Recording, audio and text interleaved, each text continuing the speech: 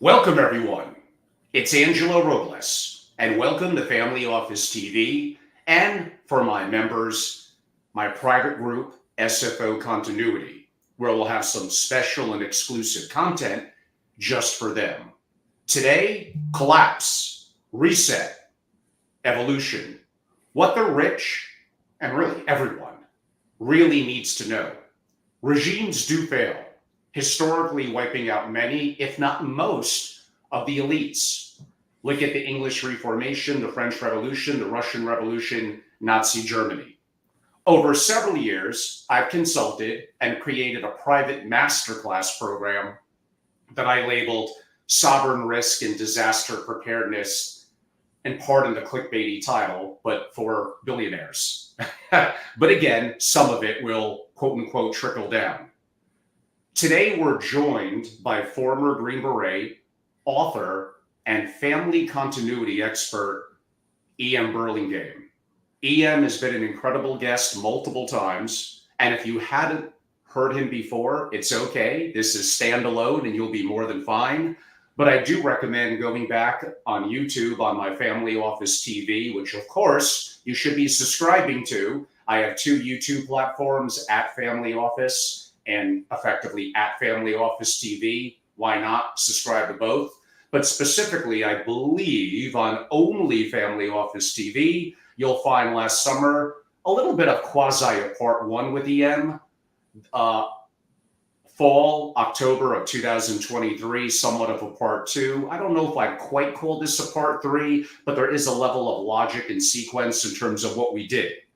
What is required is an entirely different way of thinking that requires asking very different questions that many of you, even the rich and highly successful, have been historically asking. Finding the answers requires looking, and this is key, outside your normal expert and gatekeeper channels, to the pedigreed outcast who already cut loose and prepared for and understanding what's coming. So given the events of the assassination attempt on Trump over the weekend, the Republican National Convention occurring, and all that's happening, I've changed the order, even to a degree of what I noted in my promotions to my members and others of my questions to EM. Don't worry, timing is not an issue. I've done multiple 2-hour plus interviews with EM in the past. And of course, EM, as I welcome you to the show, I mean, come on, I got the black cowboy hat, you got the white cowboy hat. This is a first ever among my hundreds of interviews. Welcome back, my friend. Well, thank you for having me. Interesting times we're in. To say the least. We have a lot to cover. And by the way, I will note, my job is really, and I think that even Rogan and others are like this, we're inquisitive, we're seekers. There are some things where you could argue I'm a pundit and thought leader about. Mainly that would be best practices among billionaires and single family offices. Many other things that are satellite to that, but highly important. I'm curious, I ask a lot of questions, and I look to bring on people like EM who have very strong opinion and facts to help to educate our audience. It doesn't mean that I'm always going to agree, but that's the whole thing. If you're wrong, you learn. You already know what you don't know. Why don't you attempt to learn what you don't know? The problem in this country is having open conversation, what I would even define as debates, and how that's become a little bit of almost taboo because no one wants to engage in it. On that note, EM, let's get to it. As a former Green Beret, and in my perspective, kind of a political historian, what is your take on the assassination attempt just this past weekend, of Donald J. Trump? It was coming. It's been coming since 2016. There have been other attempts, none that got this close, none that probably had this much help, if that's what's happened. And I don't see how this kid could have gotten to where he is without some help. Now, what that help looks like and how it all went down, who knows, right? That's beyond me. And there's some other folks that are former Secret Service and former HRT and folks that have actually done this work directly that have opined on the mechanics and the techniques and the gaps. So I don't need to necessarily go into that, but I will say as a longtime infantry kid and man, and then Green Beret and just damn common sense. If your requirement is to protect a very high net worth individual or a very important individual, you don't leave a firing position that's that, like that uncovered roof. You have two of your people on it. You don't use local law enforcement. You don't use anybody else. You have your people on that because that is the most obvious place from somebody to shoot from. Correct. We can argue all kinds of other things, whether it was incompetence. So thing folks need to understand about the work, the kind of work that Green Berets do and others, paramilitary guys at the CIA and others, is you count on incompetence to be able to do the thing you need to do. Because if you're going up against competent folks, I don't care if you're Delta Force, I don't care if you're SEAL Team 6, I don't care if you're CIA, paramilitary, Galen Group, or the other folks from that other country, the war's going on right now, you don't succeed against people who are competent. Peers, right? You can take out smaller level folks. So whether it's a matter of pure incompetence or a matter of a well thought out and well executed, carefully executed, or even incidentally executed conspiracy, you still have to have massive incompetence for it to even happen. I mean, basically, in building my question upon what you just said, was there failures in procedures, effectively ineptitude by the Secret Service and the police and perhaps others, or something worse and more sinister? Or both. Or both. First off, I don't want to fault any of the Secret Service officers who surrounded the president with their bodies. I don't want to fault the sniper team, the counter sniper team that was up on the roof that did eliminate the target. I was not on the ground. I know that there was multiple participants in the task force that was there at the time. There's communications issues. Again, there's some better folks that have opined on this in great detail. I will say that there is a major tactical error, and that is not having two Secret Service people on that roof. So whether they planned for that in the pre-assessment, which, by the way, you do the pre-assessment for the event, and then you do another pre-assessment the day of the event. So I don't know what the specific instructions were to the supporting elements and to the Secret Service itself. I also don't, it also appears that this counter sniper team on the roof had been trying to get authority, to clarify who that person was and then to get authority. So a lot of times for conspiracies to work, and I'm not saying this is one, but it sure got a lot of the signatures. But a lot of times for a conspiracy to work, it doesn't need to be a whole lot of complex things. There just needs to be delays in final decision making, or somebody has to be just a minute late for a conspiracy, a well-done conspiracy to work. And so everybody on the ground can be doing everything right.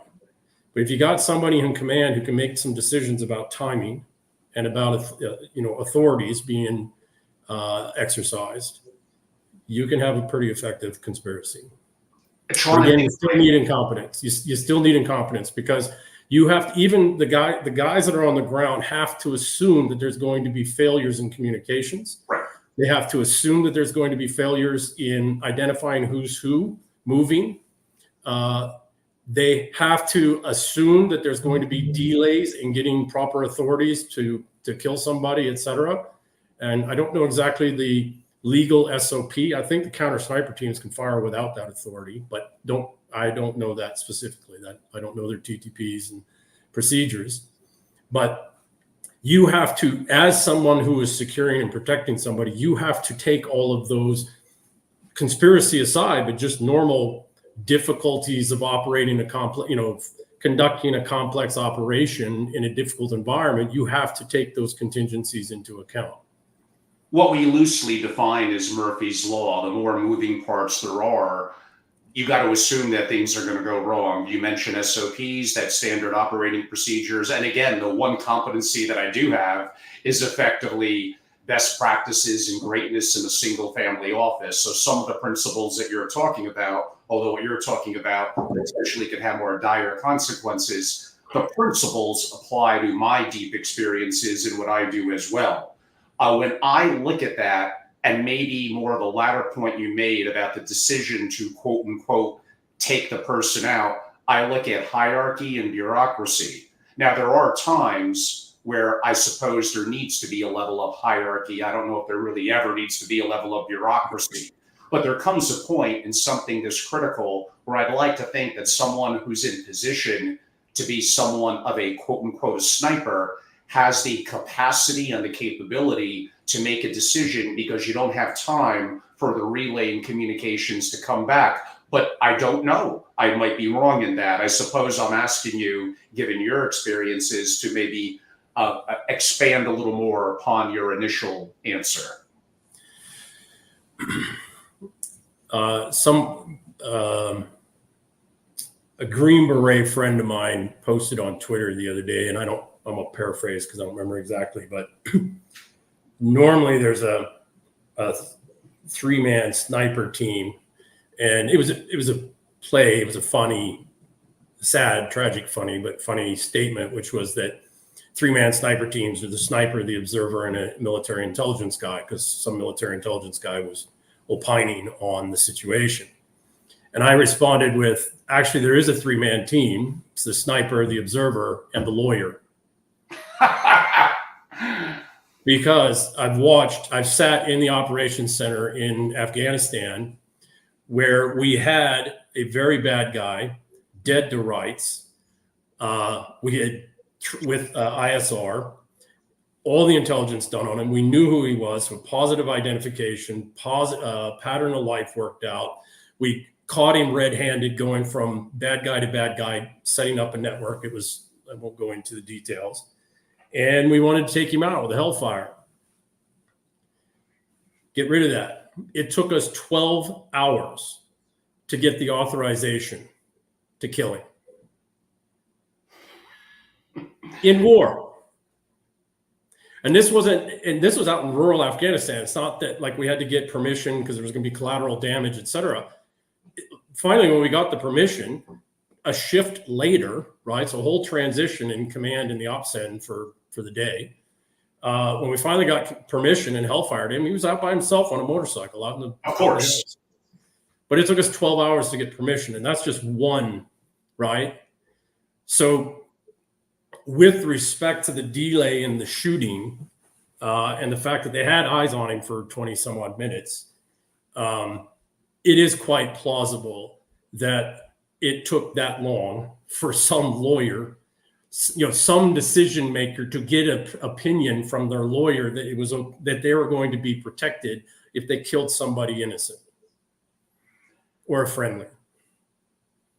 And my next question, I say with some needing for care from my perspective, I think the challenge in my community of great wealth family offices and normally investing centric, and by the way, everything that we're talking about comes down to continuity of the family, comes down to preservation, and does effectively come down to money and resources. So these absolutely apply to the super rich and family offices. Too much of what goes on in my community doesn't address these more sensitive topics. Perhaps some could argue, and they do to me personally, that I don't do myself any favors. Again, I look to be a seeker. I'm not necessarily on one side or the other. And if there is something nefarious here, I'm not so sure that it didn't happen from the opposite perspective politically that you may think, or the average public may think it might have happened from. There's an establishment, and we're going to loosely call that the deep state, where someone like Trump and others is potentially a threat to that. And again, I'm not here to judge the moral or character of someone like Trump or others. That'll be for you all to decide.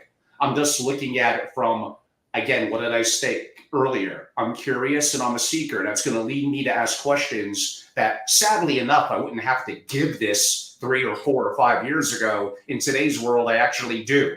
So that is going to be the question of DEI and its impact on the lack of meritocracy among our 3-letter agencies, the government, workforces in general, and maybe specifically in this situation. In no way am I saying that there should not be equal opportunity. Absolutely. No matter who you are, you should have equal opportunity. But the outcomes are not necessarily going to be the same. I love basketball. I'm probably not going to be a center of the LA Lakers. I'm not tall enough, and I'm just not good enough, period. I couldn't do what EM Burlingame has done with his career. I didn't have the talents growing up. I didn't dedicate myself to it. And that is what it is. My butt is out of there. I do what I do. So the challenges that we have, I think, this might be an issue with DEI. And we're finally starting to see the cracking of people realizing the challenges of not basing something strictly on merit. All right, so give me a second. Before I move to the the merit and die, I don't play the re-lettering. They want you to die, so DIE is what they really mean. I want to also recognize, mostly for your audience and to better frame the conversation, that aside from being a presidential candidate, Trump is a billionaire who has a family office. Indeed. Who's a very critical pillar in the business world and the financial world related to his businesses. And he employs thousands and thousands and thousands of people, tens of thousands around the world. And he's deeply tied into the financial system. So take the candidate stuff out. He himself is an ultra high net worth individual with a family office, with all of the, now, of course, there's a much heavier bullseye, as a certain sitting president used the term on him. But he's still a high net worth individual. And when it comes to so now to the meritocracy, we have to be very careful. I don't believe everybody should get the same opportunities, because the only way in which to get the same opportunity is you have to change the definition of the requirement.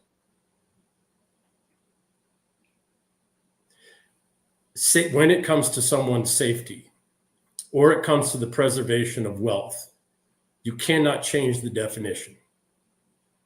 And I'll give you an example. This is not to pick on or to denigrate in any form or fashion the female Secret Service officer that was there. My understanding from folks is that she's a very good Secret Service officer, and she's got a long time. She's earned the level of being on a president's or former president's detail. She's not physically large enough.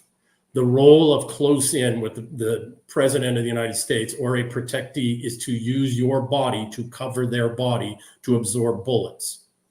You cannot do that if you're a foot shorter than your principal. So while I respect her career and what she's done, and I do not denigrate, this is not about the officer herself. Indeed. She should never have been on that detail.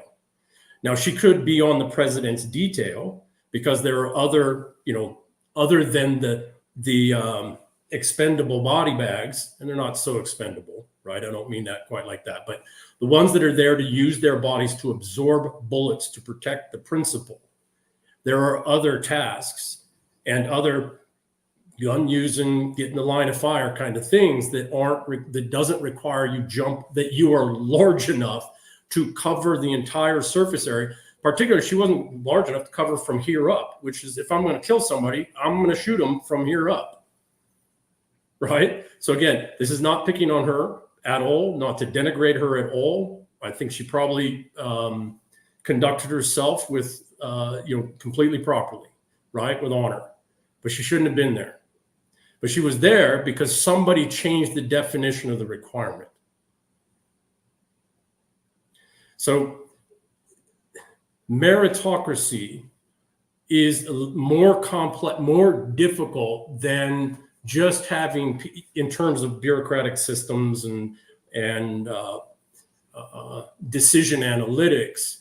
What we have been steadily doing, and I think they call it the Overton window, right? Is we've been steadily shifting the definition of the requirements for a whole lot of things, for most all things, so that a whole lot of other people can rise up meritocracy, through meritocracy to fill a position that if the goalpost hadn't been moved in the first place, they would never have had the merit to rise up to. And this isn't just in the physical security stuff. This is in decision analytics. This is in, the legal profession, the accounting profession, the managerial professions, gatekeepers, etc. Right? We've lived so comfortably for so long, protected by very rough men and some women. There's some very rough women out there doing some rough stuff, right? We've got to respect the hell out of them. But when the goalposts have been shifted enough that those rising up meritocracy in a system leads you to a place where you have enough incompetence at every level, because this is happening everywhere at every level, you're now in real danger and you don't even know it. Because you are living in an artificial reality. And all it takes is something like what happened last weekend to see the surreality of why that person was on that detail, just for the close-in work, why that person was in that position in the first place. If there had been a second shooter, or if the sniper team had not been able to take him out, when Trump popped back up like that, right, that whole section right in his face was wide open. That is true. Putting yourself in the role of a Secret Service, I was actually going to bring that up. Now, of course, it was an iconic moment, a Trump bravery and hand pumping, but in theory, he was surrounded by, was it 4 to 5 secret agents, Secret Service agents. Did they allow that is basically what I'm saying, for the reasons that especially from the other angle in the front with the female agent. And again, I'm not saying not very accomplished, but undersized relative to this specific role. Were they a little derelict in that duty? I don't think so, because if you actually look, all except for where she was, they actually were covering him with their own bodies and their own heads and etc. So if you look around like this, so back and around like that, he was covered. And there's also a certain amount of, what's that? Not staying static on the ground and moving could be a positive. Well, normally what they would have done is kept him hunched over, bodies over, and moved him off the stage. But there is a certain amount of the human nature of, you're just not going to stop a guy like Trump. That's a big guy. But by the way, he's a physically big guy, and he was fueled by adrenaline. Somebody just tried to kill him. And the whole ludicrousy of the whole, and the infuriation of that whole system, that man was fueled with testosterone and cortisol. And it would physically be very hard to stop him from standing up. Do you think that, and perhaps what happened this Saturday could change things? Do you think that Trump will win, and my words are very specific, will win the election? I don't know. That's a thing we can't answer. We also don't know if he's still going to survive. True. Right? We don't know that this is the last. There is many months to go. You are correct. Yeah. So I created a meme that's out there on Twitter, right? But once the seals on evil are broken, they're broken, and it's just their murderers versus our murderers at that point. And we're not quite there. The seals on evil have been broken. The restrictions on killing a prince have now been broken. And if you go back historically, back thousands of years, that's a pretty deeply wired restriction in humanity, except for the random crazies. But when a system, a regime is calling for the murder of their princes, And that has been openly called for, right? We've had politicians, we've had political leaders, we've had actors and media people calling for his death. When that happens, when that prescription has been lifted and now the system is telling you it's okay to murder this person, it starts to, unless there is a hard effort to back everything down, and that's not been happening. Biden's back out talking about, you need to take Trump out, and the others are back. It didn't even last a day. Right. And in fact, it only lasted long enough for them to say, don't come after us. Calm everything down. Don't come after us, which is really what that was. And now they're back after it. So this is not the last attempt. Oh, by the way, even if he does get reelected, sitting presidents have been killed. We do know that, that's for sure. Especially if it's an insider threat, right? Especially if the regime is involved, which I'm going to say right now, I don't see how they can't be. Now, how directly were they intending? I mean, if he hadn't turned his head, the guy had a freaking shot right into his head. He would have been dead. 100%. It's almost miraculous that time. And in all respect to the family that lost their father and grandfather, I can't remember the name, Campitore, I think, or something. But of course, terrible. Great respect to the family and the other two that were injured as well. So back to the meritocracy thing. The problem goes way beyond wokeism. It goes way beyond the DEI. The problem is that with bureaucratic systems, you are constantly moving the goalpost. You're constantly changing the definitions and descriptions of things so that you continue to get your pension, your promotions, and your payroll, right? Mm-hmm. And in heavy managerial class systems, you make sure that the person that replaces you is dumber and less capable than you are, because you don't want them to get into the job and fix all the shit that you couldn't fix while you were there and identify all of the negative, the ways in which you are enriching yourself over what you're supposed to actually be doing. Indeed. And a couple of comments have come in. Tom, who I've met a couple of times before. Tom, great to hear from you. He's an Iraq vet, now in the family office community, basically said, well said, agreed. And again, we do encourage interaction with our audience, whether you're in our member webinar program or through one of our live socials, assuming you're watching this live and at the moment, as opposed to in a recording. What do you think of Vance as the VP candidate for Trump? I'll be quite honest. I had no idea who the guy was. Let me rephrase. I knew who he was as a VC. I actually didn't know that he'd gotten into politics and been elected to office. So when somebody put that he was the VP pick, actually the picture that came into my mind wasn't J.D. Vance. It was the guy from the movie The Hangover. Oh, yeah, they look so much alike. They look, and it was like, that great pick, by the way. I mean, I meant it humorously, but that's how little I had made the connection about J.D. So what I will say this, though, about J.D. Vance, and to the comment you made about my post there on Twitter,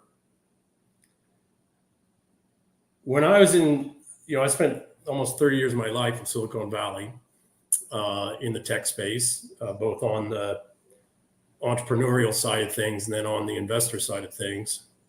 I know a lot of these people. I certainly know the community.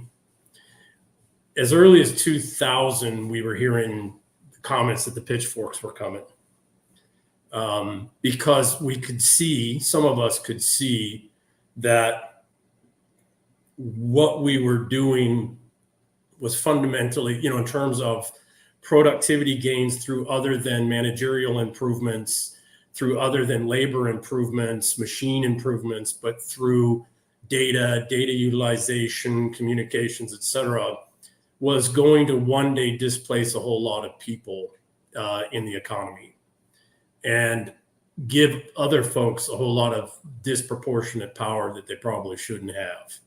and would use for nefarious things. And that only became stronger. So as early as 2000, at parties and little alcoves off or out on the balcony while somebody was sneaking a cigarette, because you're not supposed to smoke in California. It's a sin. We were already hearing, right, that the pitchforks to break that rule here in in Connecticut.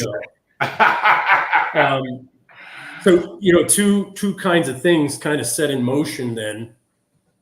One was to figure out how to deal with the pitchforks, and the other one was to try and figure out, well, I would say three pathways, and I went down one, which took me down this strange thing that got me into SF in my 40s, and then everything afterwards. Not San Francisco, but Special Forces.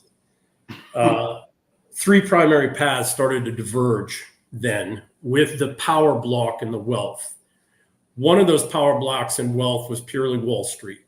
And that was, how do we use all these tools and resources to steal the commons and create enough wealth and enough security around ourselves that when the pitchforks come, we're safe?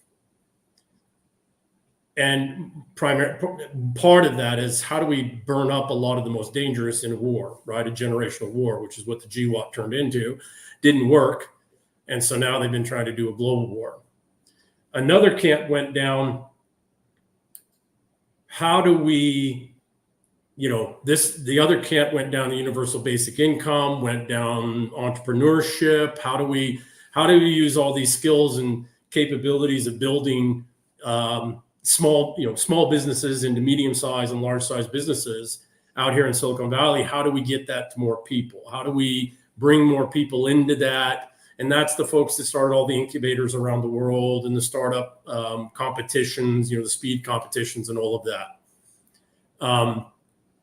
A third group, however, went down, so how do we bring more folks into the capital asset owning class so that, not only are they not going to come after us with a pitchfork, but they might actually help us, help stand between us and those with the pitchforks when the pitchforks come.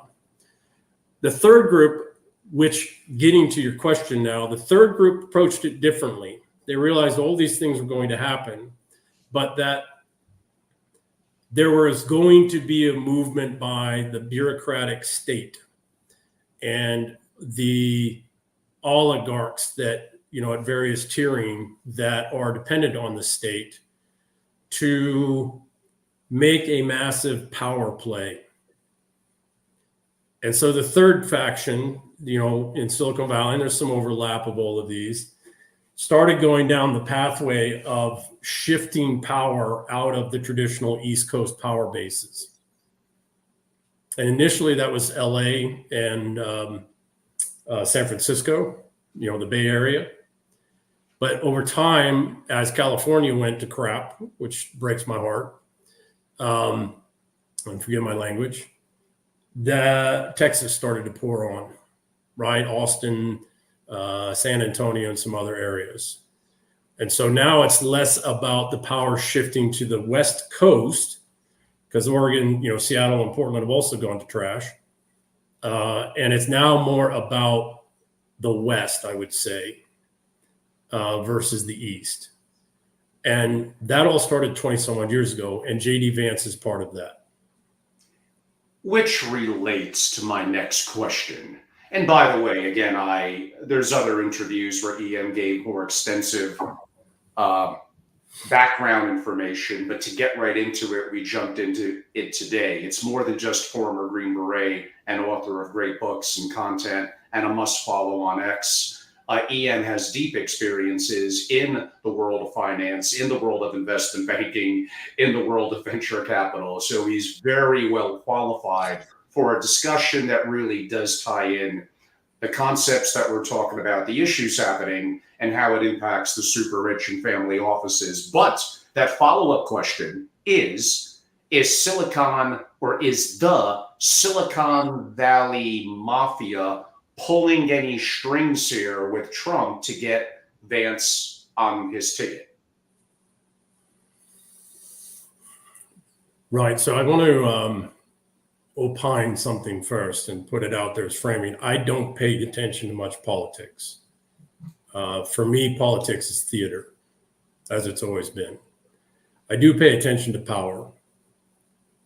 What J.D. Vance brings is he's done extraordinarily well in the managerial class at Yale, Yale Law, venture capital. He also comes from abject poverty, comes from a certain forgotten demographic, and has done very well with Hillbilly Elegy, which I've never read and I've never seen the movie, so I'm not but Annie went into politics. He's a fighter. He's a literal fighter. J.D. Vance, take politics out of it, take money out of it, take all that out of it, right? The obvious window dressing. J.D. Vance is the first person to be an elite and a peasant at the same time. We haven't had that in a long time. So aside from any of the other things and capabilities, et cetera, that he may have, personally, again, not paying attention to politics, but paying attention to power, he bridges two communities in his own person and in his own approach and way. And that is power. That's real power. Very well said. You hinted at it earlier in your response to my prior question. I guess I'll ask it again in a different way, perhaps for some more context. Is there a power shift that I believe you stated probably began to happen around 2000 among what I would call the East Coast establishment and what we may have defined in the past as Silicon Valley, but like you repositioned, maybe more broadly, the West Coast? Well, beyond the West Coast, you got to remember Micron's here in Idaho, Albertson, Simplot, so we've got major, and then you've got Texas, and you've got some in. Don't forget Wyoming. Come on, EM. Wyoming, well, Montana, but let's say the West writ large, right? Which is also why all the voting and political shenanigans in Arizona, New Mexico, and Nevada. Yes, there's a power shift, but it's what is the base of that power shift? And I saw you posted that in the follow-on before this. Till really about now, as it's starting to shift, Wall Street, folks have to understand that Silicon Valley was funded and started by East Coast banks with old Fairchild Electronics and then Intel and HP, et cetera. So there's been this pipeline of the banks, the big banks, using this entrepreneurial startup productivity gain, innovativeness of the West Coast to take all of that at the financial capital level and pour that back in through Wall Street, right? Through the markets and the banks. And that means that the East Coast, through those banks and the markets, has been in power the whole time. That's shifting because that system is a parasitic system. It adds nothing. Zero productivity, zero creativity, zero manufacturing, right? Its sole goal is to maximize profitability and not even profitability, to maximize returns in any way it can do that. The West Coast mind, aside from certain areas and players, et cetera, is a creative, innovative, productivity-oriented. Yes, manufacturing used to be in the Rust Belt of the Midwest and the North. Sadly, that's been increasingly gone for a long time. But the point being is that there's a substantial ideological difference between those who come through Silicon Valley, not all, of course, because some are parasites, and the Eastern banking cabal, market cabal mindset. Now, the interesting thing is you need both, right? So I'm not denigrating or I'm not saying you can't have both and you don't need both, because you need both. You do need the capital markets. You do need the bankers. You do need a certain amount of appropriate parasitism, shall we say, because it serves a purpose, a very important purpose. But when the balance becomes too extractive and you're no longer looking at productivity, meaning create things, build things, repair and restore things, actual things, and not just balance sheets and spreadsheets and valuations, you cannot do that with the East Coast mind. And we're at a place now where we're adding $1 trillion of federal debt. That doesn't even account state, county, municipal debt, or corporate or personal debt. That's just federal debt. $1 trillion every roughly 100 days. You cannot right now, if we were to stop and everybody got productive and we did manufacturing, all that, it would take over 100 years to repay that debt. And the way we're adding it, another year or two at this rate, it'll take 150 years. That's what, 7 generations? Yes. So I will say it unpleasantly, but I will say it the best I understand, okay? And I've looked at this a long time. Bureaucratic managerial systems are slaver systems. And Herbert Spencer wrote about this back in the 1800s. He did a 4-part series called Man versus the State. It was in the Atlantic. And one of those, I think number 3, is called The Coming Slavery. He wrote it in 1885, published it in 1885. And he laid all this out in great detail. And so when you build a slaver, which is a parasitic system that is too extractive, it kills the host. You don't go to pure anarchy, right? You don't regress to some earlier mean that was not a slaver system, because there's never been one of those. So what's happening is, and I also follow further, have looked at people need to be exploited, myself included, at different times in my life in different ways, and even now, because it's what gives us a sense of purpose and meaning, and it's what drives us to improve ourselves at a physiological level. So I'm not also attacking the system, but it's become too parasitic, it's too extractive, there's no real feedback. I'll give you another piece. A lot of family offices have become very wealthy because of algorithmic capital, computational capital, algorithmic capital. The problem is that there is no tie back between that capital and the base economy.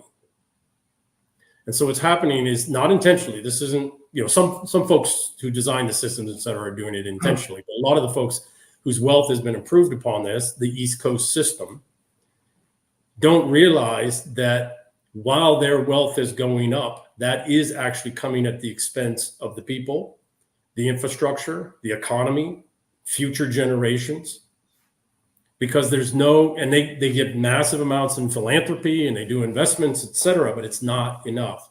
So we've broken that feedback mechanism that's a regulator on how much is taken and how much is put back, reinvested in people, individual communities, businesses, infrastructure, et cetera. And that's a long-winded way of saying there is another power group that is using the slaver system, who are trying to take power and shift that dynamic a bit to where there is better reinvestment, that there is more of the productivity of the individual that's maintained by the individual, so they can more appropriately reinvest it in themselves and their families, and which will stop this East Coast, let's just run up the debts for as long as we can, as much as we can. I could state, when you describe East and West Coast, that we could even define that as various factions. How powerful are the big financial institutions and effectively their leaders and those that control them? They're very powerful. I would say that they're far more dangerous than they are powerful. They're only powerful in an artificial status hierarchy. They're only powerful in an artificial reality, a reality that was begun in the 1600s, 1645, 1649, that culminated in the Peace of Westphalia in Europe, and the 1620s to the 1685 with the beginning of the English Civil War, which is culminated in the Glorious Revolution, which was constitutional monarchy. But in essence, what happened, not in essence, in reality, what happened in the early 1600s in the Western world is the parliamentarians and the bureaucrats put in place the framework and the argument and the infrastructure for the current slavery system, which is debt and taxation slavery. So they took power from the hereditary princes and increasingly gave it to the merchant princes and the parliamentarians who worked together, who were the ones that actually made that happen. And we're coming to the end of it. So that's the artificial reality that's been created. So these folks are very dangerous because they have a lot of money and they can hire anybody to do anything that pretty much they want. And that gives them some power as long as people go along with it. And as long as there aren't princes that step forward and say, we're not going this far anymore. And that's what's happening. More so to your prior answer, but a question did come in, and I do want to respect the audience that does throw out a question. JJ asks, did going off the gold standard make any or all of this possible? Couldn't have happened without it. Context, please. Couldn't have happened without it. So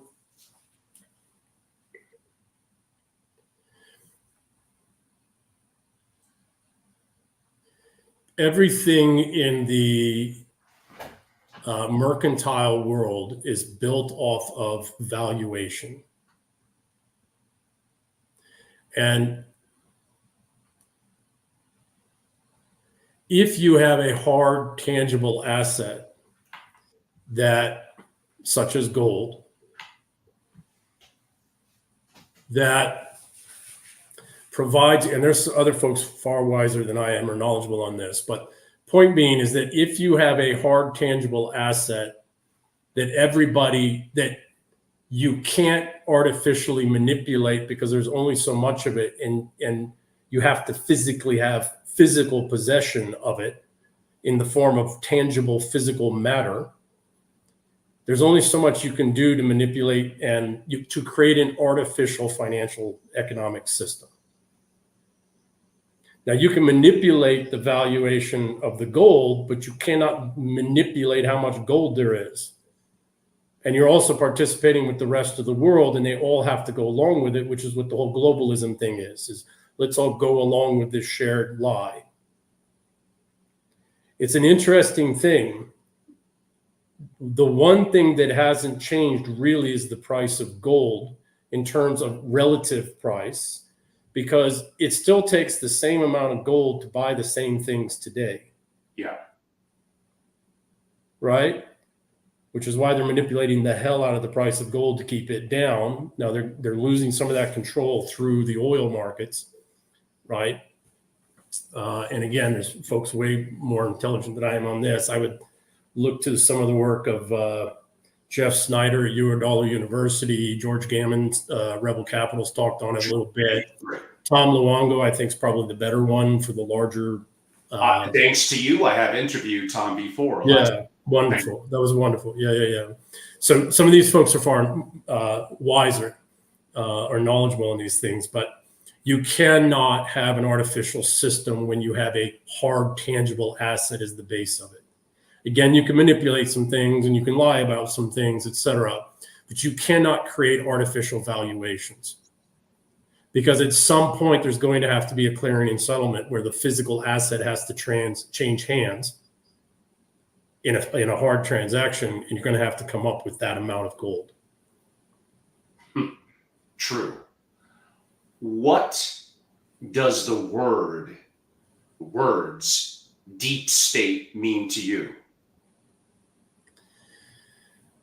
Back to the Peace of Westphalia and the Glorious Revolution, the deep state is the infrastructure that was put in, the bureaucratic slave system that was put in place by the Peace of Westphalia and all of the machinations that occurred again from the 1620s, the beheading of the king, and then the bringing in of William of Orange and the Stuart daughter to act as a puppet constitutional monarch.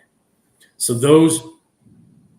that put in place in Europe and in the British Empire, and to include the United States, what would become the United States, the new artificial reality, artificial economy. Basically, it put the bureaucratic state in place, and then the colonialism spread that around the globe, particularly the British Empire.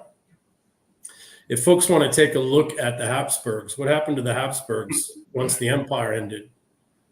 Boy, they sure still got a lot of wealth. They're still Now, be careful, EM. Some of them are my friends in Austria. And they're still involved in banking, right? So the deep state to me is that bureaucratic slaver infrastructure that was put in place in the 1600s and then increasingly across the 1700s, 1800s, and 1900s. And now we're seeing the full extent of it, and it's become so extractive for so many for so long, it's just not sustainable anymore. And it can't be fourth turning like, Neil Howe, Strauss and Howe theory. It can't be tweaked anymore to make it work, to extract more from the host. You mentioned before the verbiage, a difference between dangerous and powerful. How powerful is the position of president in the United States? Nothing. So it's powerful to enact some things for some period of time, but truth of the matter is you don't. People need to understand that even kings and monarchs never got there. Genghis Khan didn't get there because he was just a brute and slaughtered everybody. He would have been killed numerous times. Same with Alexander the Great. Alexander the Great and Genghis both survived many attempts on their lives. And they had to build alliances and networks. And that power is relationships. It's always been that way. And this is the problem with Wall Street and a lot of family offices I've talked to, et cetera, is you think money is power, and it ain't. Be gone like that. Or somebody has no money or power at all and feels like they've got no other option, just walk up and stab you or shoot you. How powerful are you then? The real power is mutually dependent relationships that cross generations. That's power, right? Indeed. You need to make sure those relationships are not just with peers. You need to be with every socioeconomic class and the different status hierarchies in those socioeconomic classes, right? The prince needs to know his people, from petty prince, petty elite to peasant. And EM in today's world, and now we're really bringing it back to family offices, specifically directly to family. Does it need to be more than local, community, and even country? Does it need to be international? And truly, wealth is deeper than just monetary wealth, like you stated. It's a level of relationships, of a trusted, let's go with the word brotherhood. How do you keep on maintaining that generation after generation? I think, mon ami, that's the biggest question you've ever asked me. That's the final. Yeah, that's the big one. I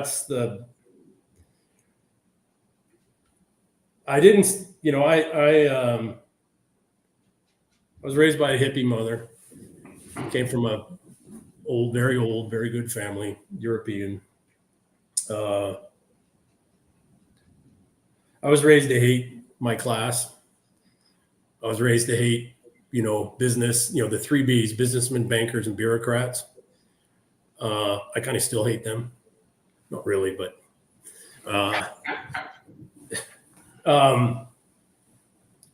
it wasn't until later in life that I really started to go back and look at that very question. And really, it's been the work of the last 5 years. We would not have civilization if that question hadn't been answered many times by many families successfully.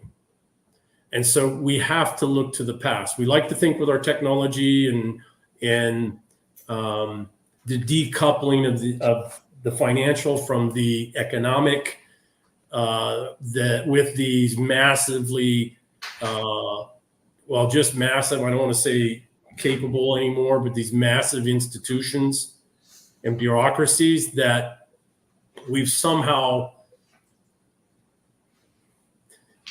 that Fukuyama's admonition that we've moved beyond history is somehow true, which we are now seeing in no uncertain terms is not true at all.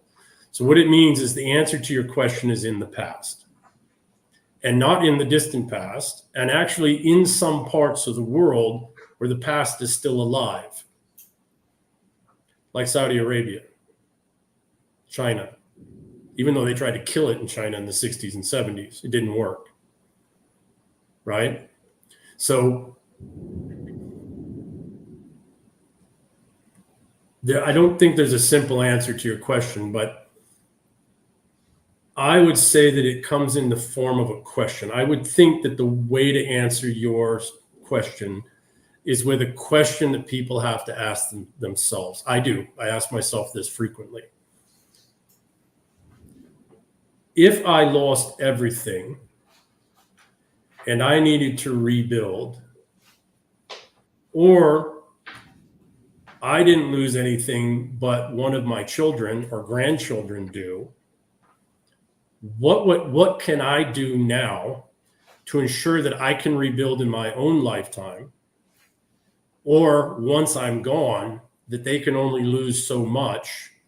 And if I have some descendants that are not quite up to snuff, so to speak, how do I ensure that I put systems and structures in place that they can only lose so much without giving power to folks outside the family that might not be so, which is what happened to my mother, might not be so conducive to helping, to not taking it all for themselves.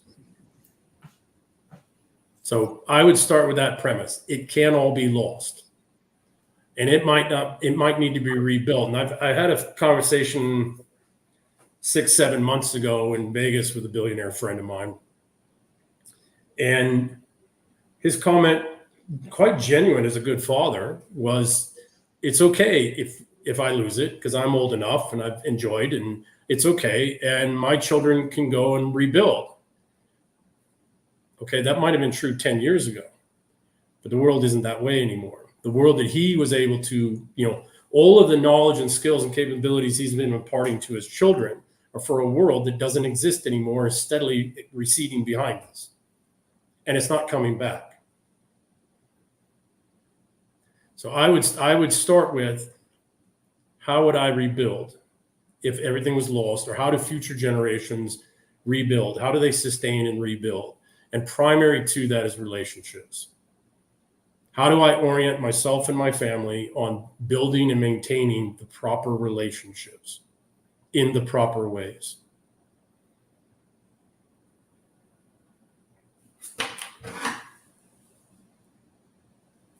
Oh, I just saw.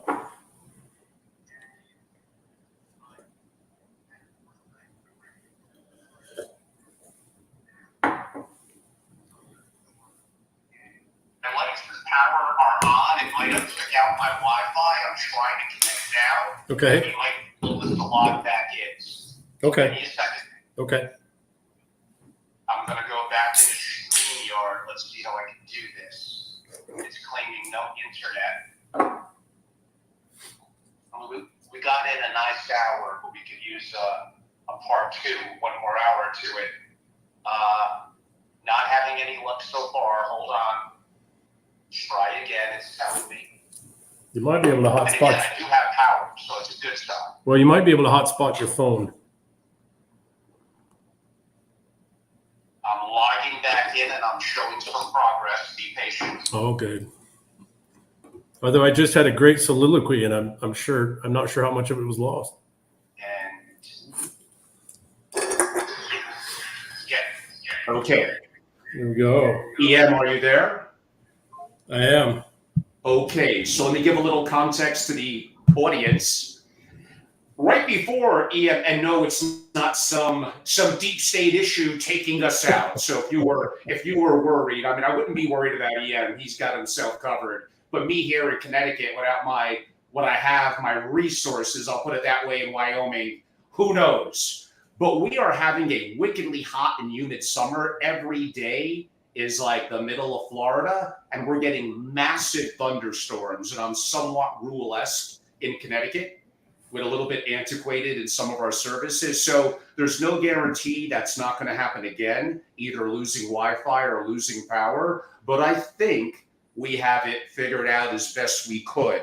Worst case, if it were to happen and we can't get back on, E&M will do a final second part hour, even sometime tonight, and distribute it to those, my members and those that signed up to the webinar, and make it perhaps even more publicly available sooner rather than later. There's one comment I want to make on what you said, and I think we really covered an important ground there. So the timing was interesting, how you were concluding and basically heading in. That is effectively the essence of my private membership organization that happens to be called SFO, for really Family and Single Family Office Continuity. That's actually the name. Many of you know me more as being very investing centric, and I do love some investments, that's for sure. And I think that's a very important topic and very engaging to a more larger, broad group of audience. How do billionaires and decabillionaires invest? And what could I learn from Angelo's programs and my peer group in terms of what I do?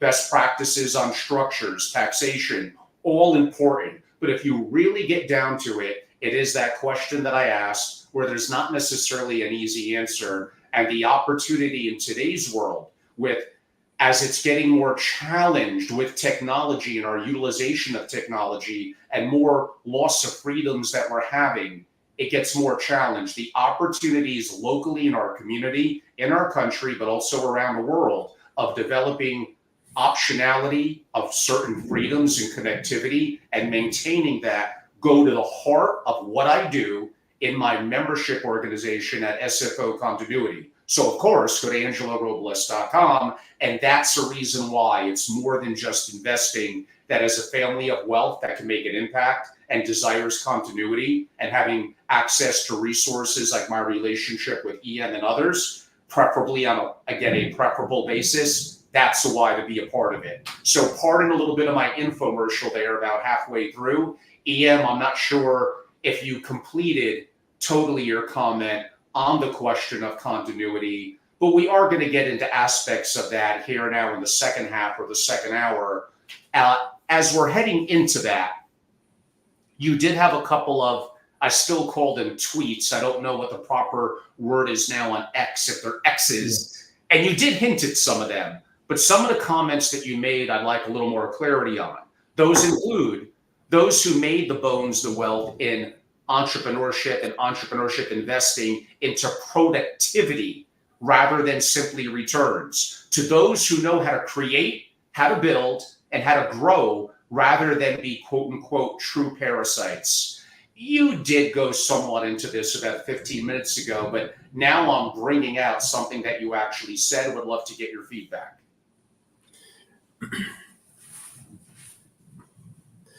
There are princes, oligarchs, right? But princes who do understand that you have to create and build real things, real assets, things that produce and create, improve the standard of living and quality of life, that you have to reinvest in infrastructure and machinery, plant, equipment, et cetera, right? They also understand that, like my book, The Eternal War, that they are engaged in a conflict with those who don't believe that, because they don't understand it and can't do it.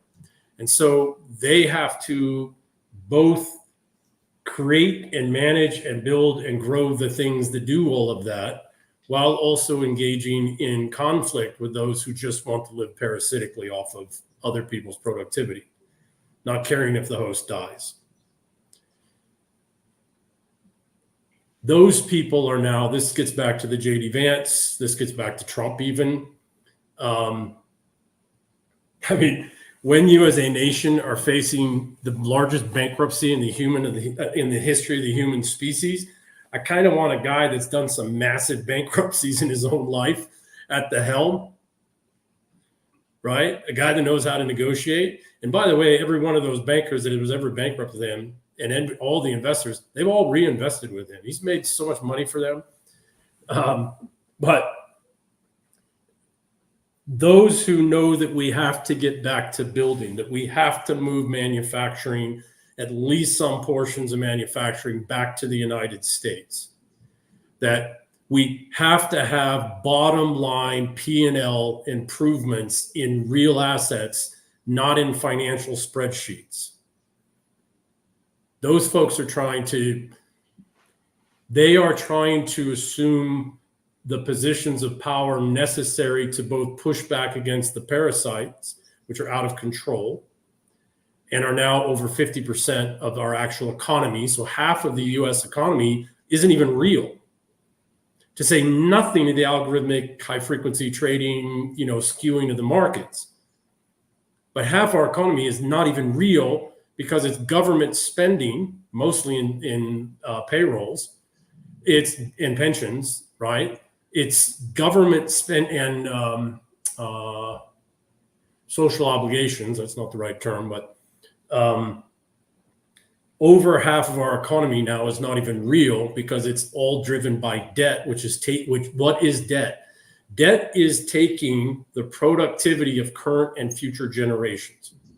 That's what debt is. It's actually physically taking portions of people's lives. And half of our economy is built on that and growing. And that's just the federal government, right? So we're in a very, very precarious place where we have to start producing things again. We have to start creating things. We have to start reinvesting in our infrastructure and assets that are required to be able to produce and move goods and services and inputs, et cetera, around. And these folks are trying to take that back and push back against the parasites. And that requires a shift away from the East Coast to the West Coast, because the East Coast system post its industrial era, which really started to go away in the 70s of the last decade, the 1970s. The East used to be a production. The East and Northeast used to be and Midwest used to be production centers, but they moved to parasitic centers increasingly since the 1970s. You also stated on X, and again, you also did hint at this earlier, but we'll do a little bit of a deeper dive. Your words, not while, I guess I'm catching it halfway through, but the audience will get the gist of it. Not while BlackRock controls above 10 trillion and alongside Vanguard and State Street remains committed to, your words, forced behavior, define that. But the part two, no way the bankers will allow the financiers to win. What do you mean from both the verbiage, forced behavior, and that the bankers will not allow the financiers to win? Right. Another good question. Bankers deal with real assets, collateral, right? Bankers are the ones that deal with real assets, and they deal with the proceeds of the productivity of those assets in the form of deposits, and from which they make loans. Excuse me. Bankers are the ones through loans that actually add to the money, that create the money supply. It's not the Fed.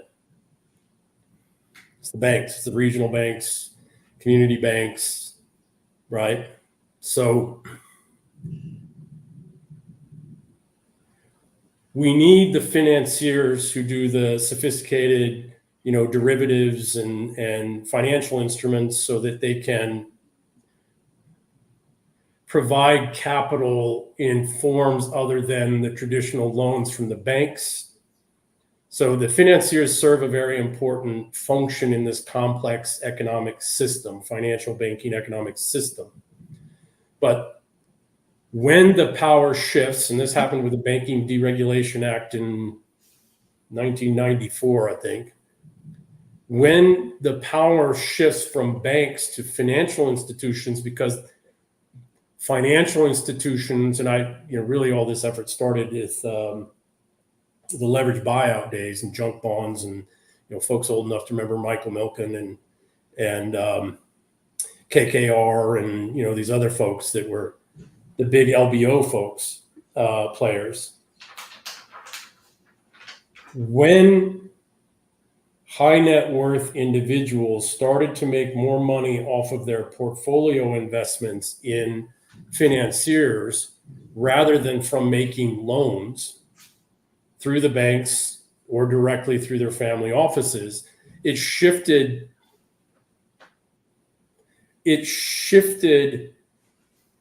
wealth creation from productivity to financial manipulation.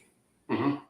And it shifted power, real power, although it's an artificial power, but it shifted the perception of power in the world from the banks and the bankers and the high net worth folks that provide the capital and liquidity, and the common people who put their money in there as well, and shifted it heavily to Wall Street and the markets and the financiers, who produce nothing. They are only a cost burden. Now they do some sophisticated stuff with derivatives and sophisticated instruments, et cetera, and they do provide some hedging logic to the higher levels of the financial space that is important, right? It is a critical component. But when we did the Banking Deregulation Act that brought down Glass-Steagall, that brought down the 34 and the 33 Acts, for all intents and purposes, we shifted our focus from productivity organized and coordinated by banks and the logic at the local and regional banks to Wall Street, and focused more on how we could squeeze profitability out of things and 401k deposits, et cetera, as opposed to actually building the things that are necessary to build and create things. And so what has happened now is we have very, very large amounts of artificial liquidity, funds, whatever, capital, in these large financial institutions that has nothing to do with underlying actual productivity capabilities, reinvestment in people, communities, et cetera. Ian, maybe what we'll do now, we're probably ballpark about 70% through. There's about 10 or 11 problems that you identified, and I do have them down here. I read your stuff. We're going to get right to them in a second. But so some people don't necessarily have to wait to the end, although I think in our last segment before some of the Wi-Fi and power went out, we did cover a very, very important question. And this is one of the reasons why I created, in the work that I do, sovereign risk and disaster preparedness. Before I met you, then you certainly added to it. And my network and my dream team and what I'm doing from my perspective, we need to have an in-country plan and to some degree an offshore and out-of-country plan. Some of that involves legal and structuring.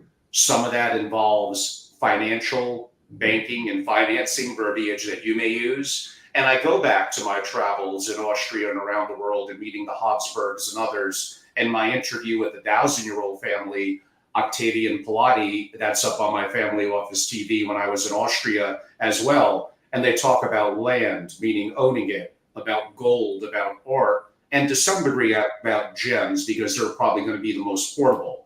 They're not reliant on electrical systems or technology. Now, some of what I described, mainly land and even heavy gold, will not be the most portable thing in the world. But there are strategies. There are strategies about or around counterparty risk. And we're not going to have the time or some of the proprietary work that I do and that you do. I just found out in interviewing Dr. Craig Kaplan on AI, and I've been very active in AI recently.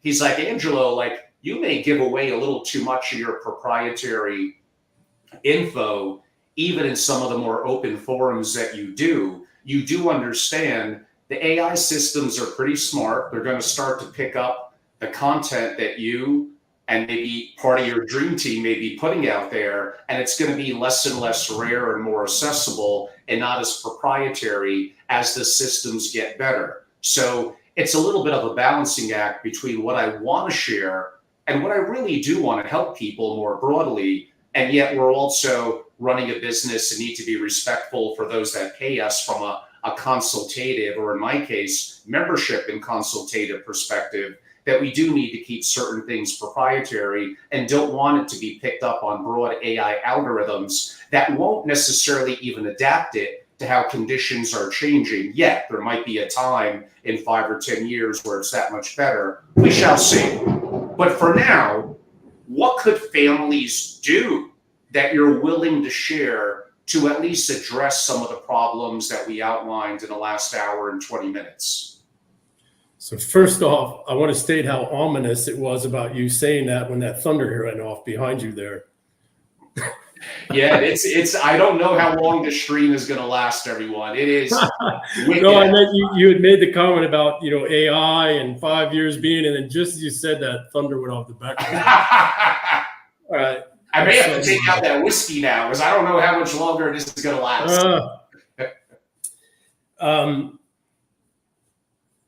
So going back to the question you asked earlier, right before the power went out,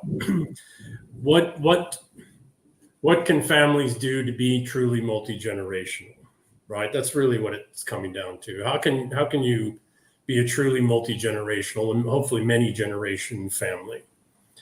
And that comes down to relationships, as I stated previously. But relationships with whom and for what purpose?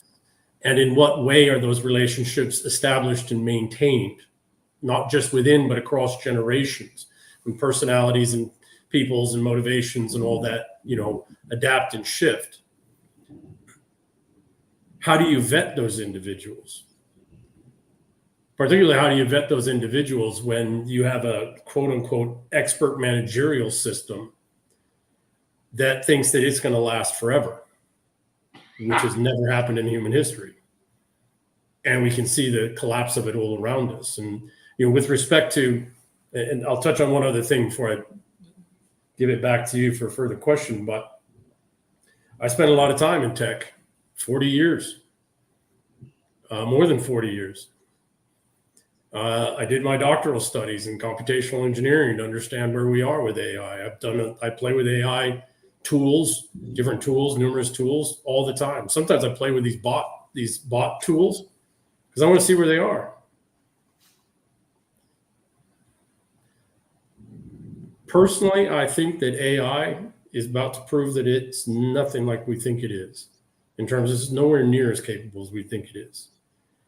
And that's because, and this gets to the expert thing as well, right? So this gets to the broader question. Alan Turing posed a test of how sophisticated a system is. I don't think that test was the right test. In fact, I think it's the wrong test that's taken us down the wrong pathway to an AI dead end. And what was Alan Turing's, and I'll forgive the term, but bastardize it, right? But what was Alan Turing's test? And that was if you could communicate dialogue with a machine and not know it was a machine. Well, I dialogue with a whole lot of humans that don't know they're idiots. Right? So what I do see the machine doing a pretty good, with a lot of qualifications, I see the linguistic capacities through LLMs becoming more capable than 60% of the populace, but not more than that. And certainly not more than the top 20% in terms of cognitive capacities, et cetera. So I don't see it succeeding. And I test and I look and I poke and prod at almost anything else. So, and I see the same, by the way, with quantum computing. These two things have been presented as the things that are going to allow us to break from the old dependencies of relationships, of people, of needing highly skilled, capable people in different domains available to you with relationships to you, that you actually have to continue as a family, as an individual family office leader, and as a family to continue to develop and maintain. If you want to be a multi-generational family, don't hitch your future on AI and quantum computing. You will fail. You still need human beings. And even should half of the promises of quantum computing and AI come about, you will still need human beings. And not as your little servants to do your hair cutting and your dog walking and all that other stuff. You're going to need highly capable people. Because even if the machine becomes extremely fast and broadly capable, you're still going to be up against other human beings with maybe less than salutatorious intentions. Excellent. And although I wasn't planning to go down this road, it's probably in certain of the 10 or 11 problems you outlined. One of them is called the mercenary problem. A lot of families of great wealth, they surround themselves with what they deem to be people that are competent, that are smart. And from the world of hedging and protection and security, that may be reliant on people, which on the surface sounds logical.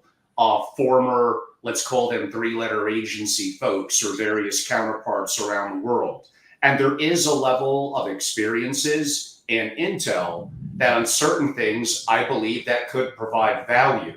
But if things were to get bad, we do have to realize how people are paid, where their allegiances lie, and the fact that well, why don't I allow you to very carefully craft your answer to somewhat of a loaded question?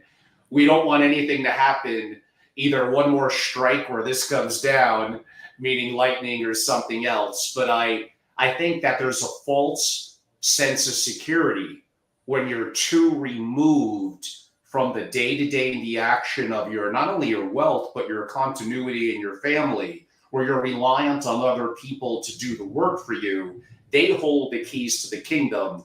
And if something were to be lawless or something were to go wrong, it really is going to come down to the most ruthless and powerful are going to be the ones that survive. So give me a second. This is the thing that really matters and concerns me over the last 4 or 5 years. And it gets back to the very beginning of this conversation about Trump, and not Trump as Trump himself, but as an oligarch, a prince.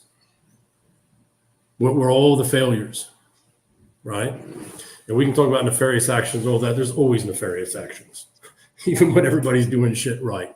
Excuse my language again.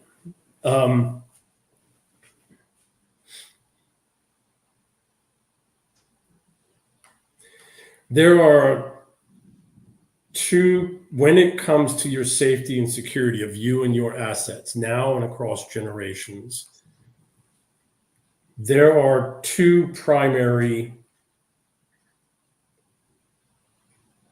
you have to ask yourself two questions. One, what can't money buy that I really have to be safe? And two,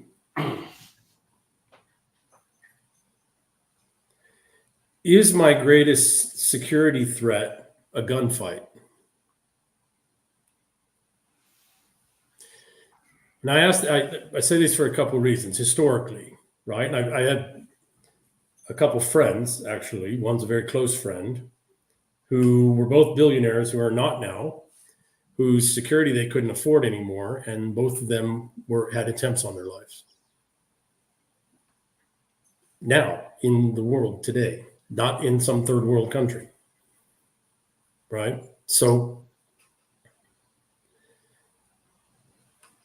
how would you conduct yourself in a world where you didn't have the money to buy anything you wanted to, or the money you have doesn't matter because things have reached the point to where this limited pool of very capable people in certain skill sets are paid more by other people, or aren't paid more, but there's a solid relationship established and developed between them and you, that they will come to you and your family's defense in whatever ways that is. And that isn't just, Navy SEALs and Green Berets and former CIA guys. That's also lawyers, really good lawyers, and really good accountants, and really good PR, crisis messaging people, and really good medical, doctors, and really good teachers, et cetera, et cetera. The other part is, right, so that's the first one, right? So how do you, what are the kinds of relationships, or what are the ways in which you have to develop relationships in order that money isn't the distinguishing factor? It's still there, it's still important, right? Sometimes it's not money, it's housing or access to medical care or water. Right. So the second part is, and I'm having this conversation with a client friend now, is because he has the ST6 guys, SEAL Team 6 guys that are friends, colleagues in a certain domain. And, they want to sell him a solution. But we have to ask ourselves something. For every, give me a second. Are these tip of the spear guys, and I won't say I was a tip of the spear guy, even though I was a Green Beret. There's other guys that are more experienced and knowledgeable and capable than I am in certain skill sets, although I was in a certain unit.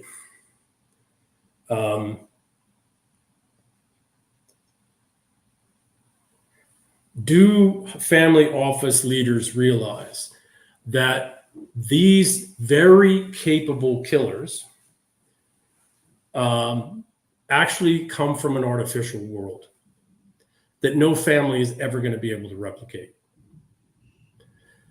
On average, for one frontline tier 1 or tier 2 special operations guy, there are 20 to 28 support personnel per person.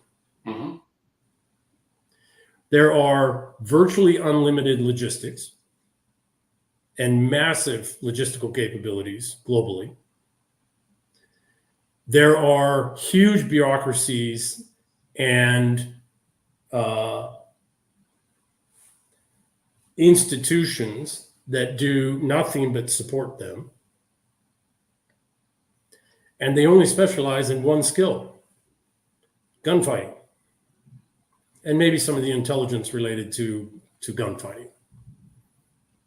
Without any of that infrastructure, without all of that massive, what do we spend in the US alone? Close to $1 trillion? Almost, yes. Almost, right? And let's say that only 10% of that is related to, although that's a misnomer, because SOCOM, Special Operations Command, has 80 some odd thousand people in it. And it's, over the last 30 some odd years, become a huge part of the budget and all the supporting elements, et cetera. The point is, you're bringing in people whose only real capacity is a gunfight, preparing for a gunfight. And if you're in a gunfight, you might be able to survive one. You're not going to survive multiple. And oh, by the way, if you're in a gunfight, there's all kinds of liability issues that nobody thinks about.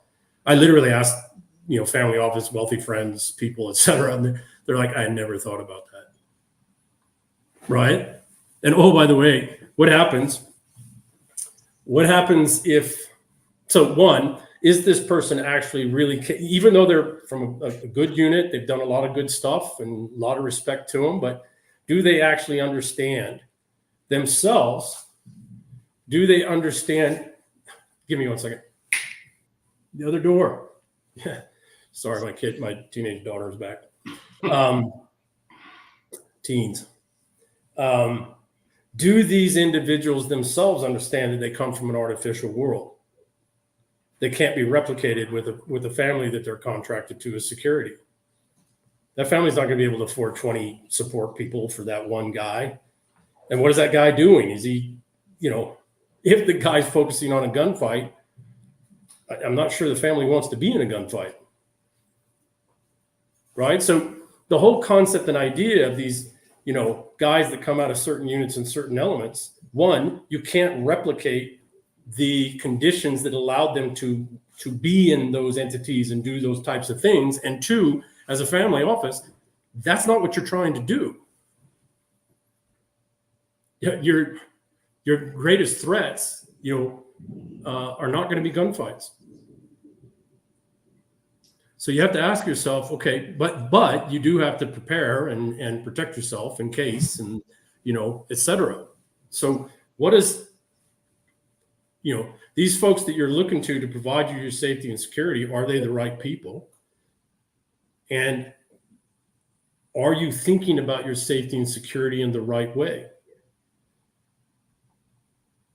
Those are excellent points. And audience, I hope you're really appreciating this. This is really like incredible content. You tell me on any other wealth management family office platform where you're getting this kind of conversation.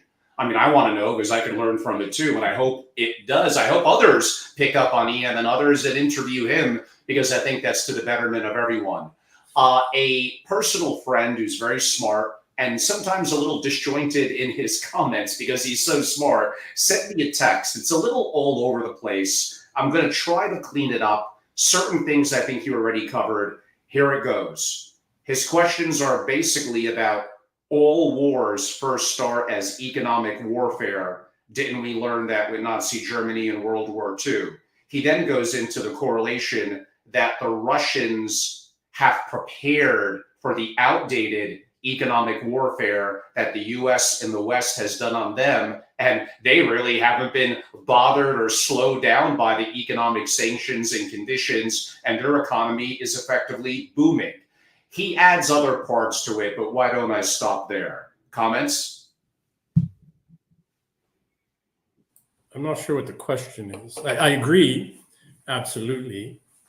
See, there's something about that folks don't understand about China and Russia.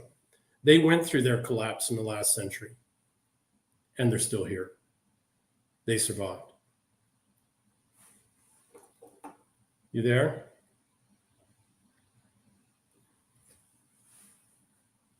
I don't know if everybody else can hear me. I'm going to pause, though, because he's frozen.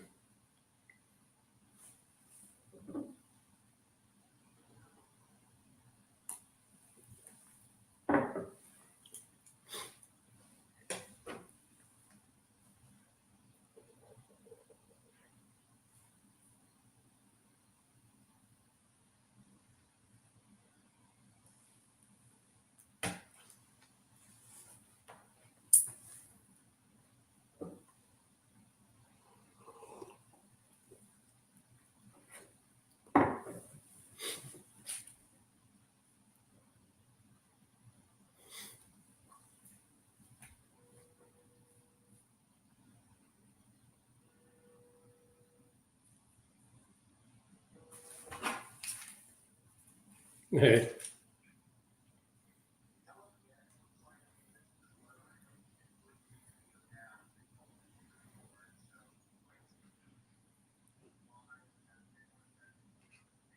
All good.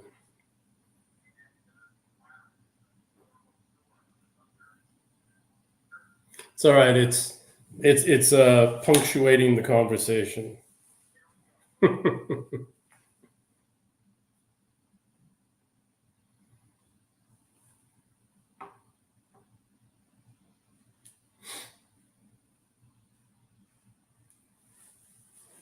Green, by the way. Oops. We are getting a storm of storms here where I am. So I hope it adds a little bit to the unique ambiance. Maybe someone doesn't want, and causing these storms to occur, and my Wi-Fi and electrical connections here in rural-esque Connecticut to be damaged. So what I was saying is I think we're getting some incredible content here. I did ask a question that was a little bit disjointed from a relationship of mine relative to economic warfare, lessons learned from Nazi Germany in World War II, and relative to how we think that our Western sanctions are working against the Russians. And the answer is really, is it? On that note, and it may take us a little off topic, which is why I almost didn't ask it, especially since I don't know how long this is going to last. But if you wanted to field that question, go for it. Right. Okay. So this actually is a very good feed on from the previous question and comment. So kinetic warfare, a gunfight, is 1% of even actual warfare. 99% of war and warfare is non-kinetics. It's all the other supporting things. So historically, we've separated these into 7 domains: diplomacy, information, intelligence. Well, it's actually information, military, martial, economics, finance, intelligence, and law enforcement. 7 domains in which warfare is conducted always, at every level, all the time, everywhere. In order to be secure, you need to be able to conduct warfare or counter warfare across all 7 of those domains simultaneously. And if your security, which goes beyond your sleeve tattooed bearded guys, doesn't include your attorneys integrated with, your bankers and financiers incorporated with, right? So if you don't have your diplomatic capabilities, your informational capabilities, your martial capabilities, your economic capabilities, your financial capabilities, your intelligence capabilities, and law enforcement capabilities all interwoven together into a multi-generational portfolio of mutually dependent relationships, you're not actually secure. And this goes back to a previous question. This is what history has shown us. This is why the Habsburgs are still around. Yes. This is why the German prince is still a German prince. It's why the British royal family and then some of the noble houses are still around. And the ones that are not around now didn't understand that. 100%.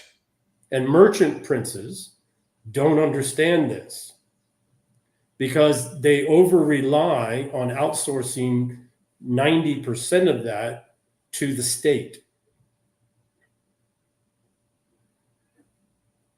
Family offices can't afford to do that because the state may not be their friend. Might be now, might not be tomorrow. Very true. EM, we probably have a series of questions that maybe we'll go through a little quicker. You defined them as we connected in preparation as kind of a series of problems. Actually, some of them we kind of already tackled. Maybe we'll keep it a little bit quick round robin, but just in case, although it looks like the storm has lightened up a little bit, but just in case something were to happen, I don't want people to lose the opportunity of knowing how to, one, follow you, the name of your book, what is your X account, and for those that would be interested in possibly a consultative relationship. So I'm going to go to it. I promise there's more content to come, everyone. But EM, how could they learn more about you and reach out to you? Yeah, so quick Google search, EM Burlingame. Twitter is where I'm carrying on. I'm not going to call it X. Twitter.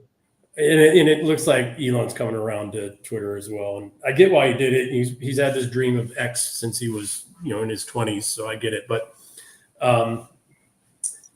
the problems you're referencing, there's 12 or 13 of these threads I've now done on Twitter. Those are probably the best place to go to get the details and then be able to dig through. But LinkedIn, I don't do much there anymore. Haven't for quite some time. The Eternal War, I think, is a book that all family offices need to read. It's a couple hour read, but a many hour think. That's available on Amazon. I have a new one called The Art of Being a Man that is also up on Amazon that I also think if you want to dig through my Twitter, you can go find all of it. Actually, I published all of them there first, but I put it together in a book that's up on Amazon as well.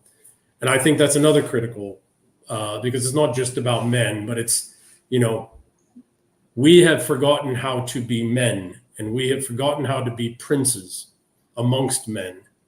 And it is a thing that we have to recover.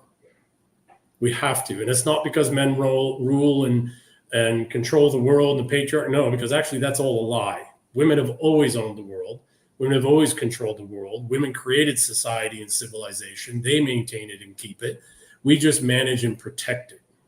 And we keep female versus female competition from getting the hell out of control. Because boy, if it does, and you can look at the studies of the likelihood of male leaders versus female leaders to go to war and genocide. And it is heavily skewed towards the female because they are wired for genetic competition and warfare. But that's why The Art of Being a Man. So those are those two there. Twitter is probably the best place to follow me. With respect to the problems, these are specifically oriented towards high net worth families and family offices because the people matter. Humanity matters. We're not going to be able to replace them with machines and artificial intelligence. It's not going to happen. Now, we will make us far more productive and capable and improve our decision making. And it is already doing that, the stuff that's not intentionally biased, etc. But it will not replace humans. So you're going to need people, and you're going to need very capable people for many generations yet to come. Those people need to be safe, and they need to be healthy, and they need to be economically self-sufficient. That has to happen. And the only people who can do that are the high net worth families. And by the way, those of you, again, EM via Google search, via X or AKA Twitter, feel free to reach out to him, DM, if you prefer for me to make an introduction or reach out to me to by all means. Share, feel free to. And there are certain projects on consultative work that we do look forward to kind of teaming up on and being of value globally to families of great wealth. And it'll be a lot of pleasure. EM, I should probably just keep quiet, but I can't help but bring up from a comment that you made, which is why I want to know why I don't get the viral traction that I would like to get relative to other thought leaders broadly in the podcasting community. But you did say some interesting things there. I've been thinking for years, and admittingly, it's gotten more traction in the last year or so as I think people are waking up. But is there a problem broadly with what I would define in the West as masculinity? And what I mean from that is, if I was an enemy, would I look to weaken the American and the Western male, make them less masculine, less testosterone driven, less willing to fight, less willing to build great companies and look to conquer the world in a good way and do amazing things? I look at TikTok in China, which is great and educational for them, and the TikTok here, which is a joke. And I look at people, I'm forgetting his name. He has a beard. He's a muscular guy. He's incredible on marketing and business building. Alex Hormozy. They go so out of their way to not get his TikTok get viral traction because he teaches men to take accountability, responsibility, how to make money, how to build businesses. Am I a conspiracy theorist, or is my thoughts that there could be certain factions, let's broadly call it perhaps China, perhaps Russia, that have a long-term plan, 50, 100, 150 years, to weaken the resolve of men and masculinity and basically have us lose our will to fight and our will to build and do great things? Why am I wrong? Absolutely the opposite. What do you mean? Weak men are dangerous. Weak men in numbers are genocidal. And ancient peoples, and by the way, the Russians are an ancient people. The Chinese are an ancient people. They know all of this. It's built into their civilizations. They're both civilizational people. Weak men are dangerous in your own communities and in the communities that are opposed to you or your enemies. You don't foster weakness in men ever. I mean, that's basically saying what I'm saying, Ian. That yes, You men don't. you could argue are simps, men that are effectively another word that I guess I'm not supposed to say. Weak men are the ones that basically a leader could rile them up and cause insurrection both internally and other problems that we could have. They have less of a resolve for the concept of being committed to family, to community. And yes, I mean, we're maybe saying it in a little different ways. You're going to be, of course, more eloquent than me, but I think effectively we're kind of on the same page. So, with respect to the danger posed by, we're both definitely talking the same thing. With respect to who's actually behind this, we're not yet talking the same thing. I don't want to anger or get kicked off platforms, right? Not that I'd rather not. And I'd certainly rather not with you or for you or get you, but neurologically, biophysiologically, estrogen regulates the world, not testosterone. Everything. Testosterone actually downregulates for violence, and testosterone-laden systems are less prone to emotive-based motivations at the neurological and biophysiological levels. And yes, I participate in research in those spaces with the National Foundation for Integrative Medicine and with my own foundation, Honos.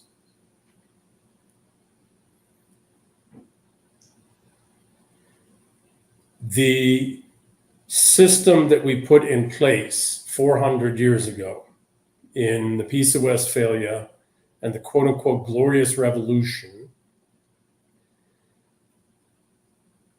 increasingly has removed the masculine male testosterone regulatory capacity from society and has dramatically increased the amount of estrogen-based decision-making that happens in our systems. Estrogen-based systems, which are wired at the core level in every cell to engage in genetic warfare.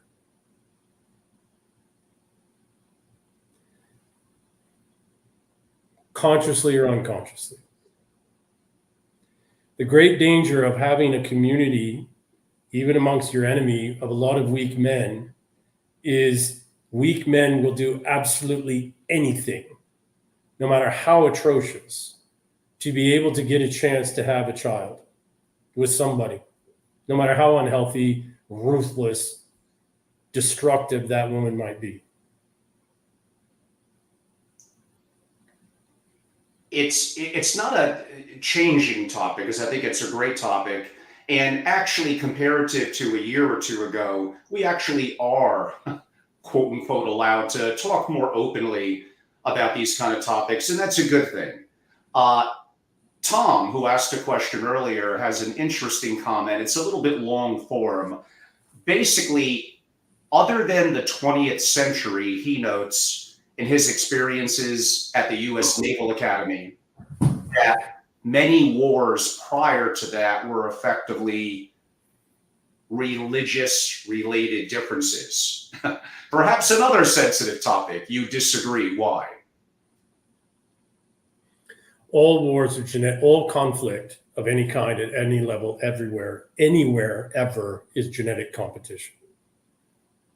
Whose genes get to match with whose genes, with what resources, relationships, and power associated with in the current iteration of those genes and in the next iterations of those genes. All things. We like to think that there is higher conscious intent on our part that overrides base genetic life functions, and it doesn't. So genetic competition, fitness finding amongst genes drives everything. And we can use religion as the articulate. So artificial reality hierarchy structures are created, and this goes to the broader conversation we've been having. These artificial status hierarchies are created, which give certain members that have risen up in that artificial status hierarchy greater competitive capacities genetically. Their genes get to pass forward, or those that they want to have the genes pass forward get to pass forward. In that, who gets to create wealth, who gets to create enough assets so that they can have a home and children, et cetera, et cetera. That's what drives everything. Take all that other stuff and throw it away. It's used to distract us. Interesting. Okay, we're going to move on to what EM identified to me as effectively a series of problems. Given that we're coming up on almost 2 hours in, although it's some apparently storm interruptions to energy and Wi-Fi, inclusive of that, we're going to buzz through these perhaps a little more quickly than what had been my original plan. And on top of it, I think actually half of these to a degree we already covered, but we'll be able to shorten up effectively a thesis and an opinion from EM's perspective. And then folks can dive into them in detail on Twitter. They're up there. If you go to my profile, which is EM Burlingame on Twitter, you go there, you can go to my highlights and they're all there. Exactly. Actually, especially lately, you've been very open in sharing a lot of deep information on X that honestly, and I fall prey to the same problem sometimes, you should probably save some of that more for your consultative relationships. Your call. Okay, the first one I think you identify as what's deemed to be an overconfidence problem in the regime. What do you mean? No regime. So above a certain level of complexity, no regime is actually real. It's an artificial construct. And it goes back to what we were just communicating on. It's an artificial construct to give certain individuals genetic fitness and competitive fitness. That artificial construct can be undone in an instant based off of hard base reality truths. And that's what's happening in the world today. And one of those hard-based reality truths is we have several hundred trillion, in fact, several quadrillion dollars of wealth that's completely artificial. And now the bill's coming due and we can't pay it. And what does that do to the artificial status hierarchies? Wealthy people whose wealth is based off of, so back to the Russia comment, why are our sanctions not working against Russia? Because they didn't go down the derivative pathway. Their wealth is based off of hard resources and hard manufacturing. The artificial systems can't sustain. And so your artificial system, this gets back to why do wealthy elites get wiped out again and again and again in history? It's because they have overconfidence in the artificial system and they don't realize the system's artificial. You also identify what you define as the peer problem, belief in fortresses and fortress thinking. What do you mean? There is no safety or security that is a fixed point of any kind. Trust structure, government structure, network of relationship, anything that is fixed is conquerable, defeatable. You have to be fluid and constantly evolving to the situation, the artificial and the base realities in which you operate. And the only way you can do that is you need to know who your peers actually are. And they're not people that have as much money as you. They're people that are as capable as you are. Okay. In many different ways. You got me hooked a little bit on that one.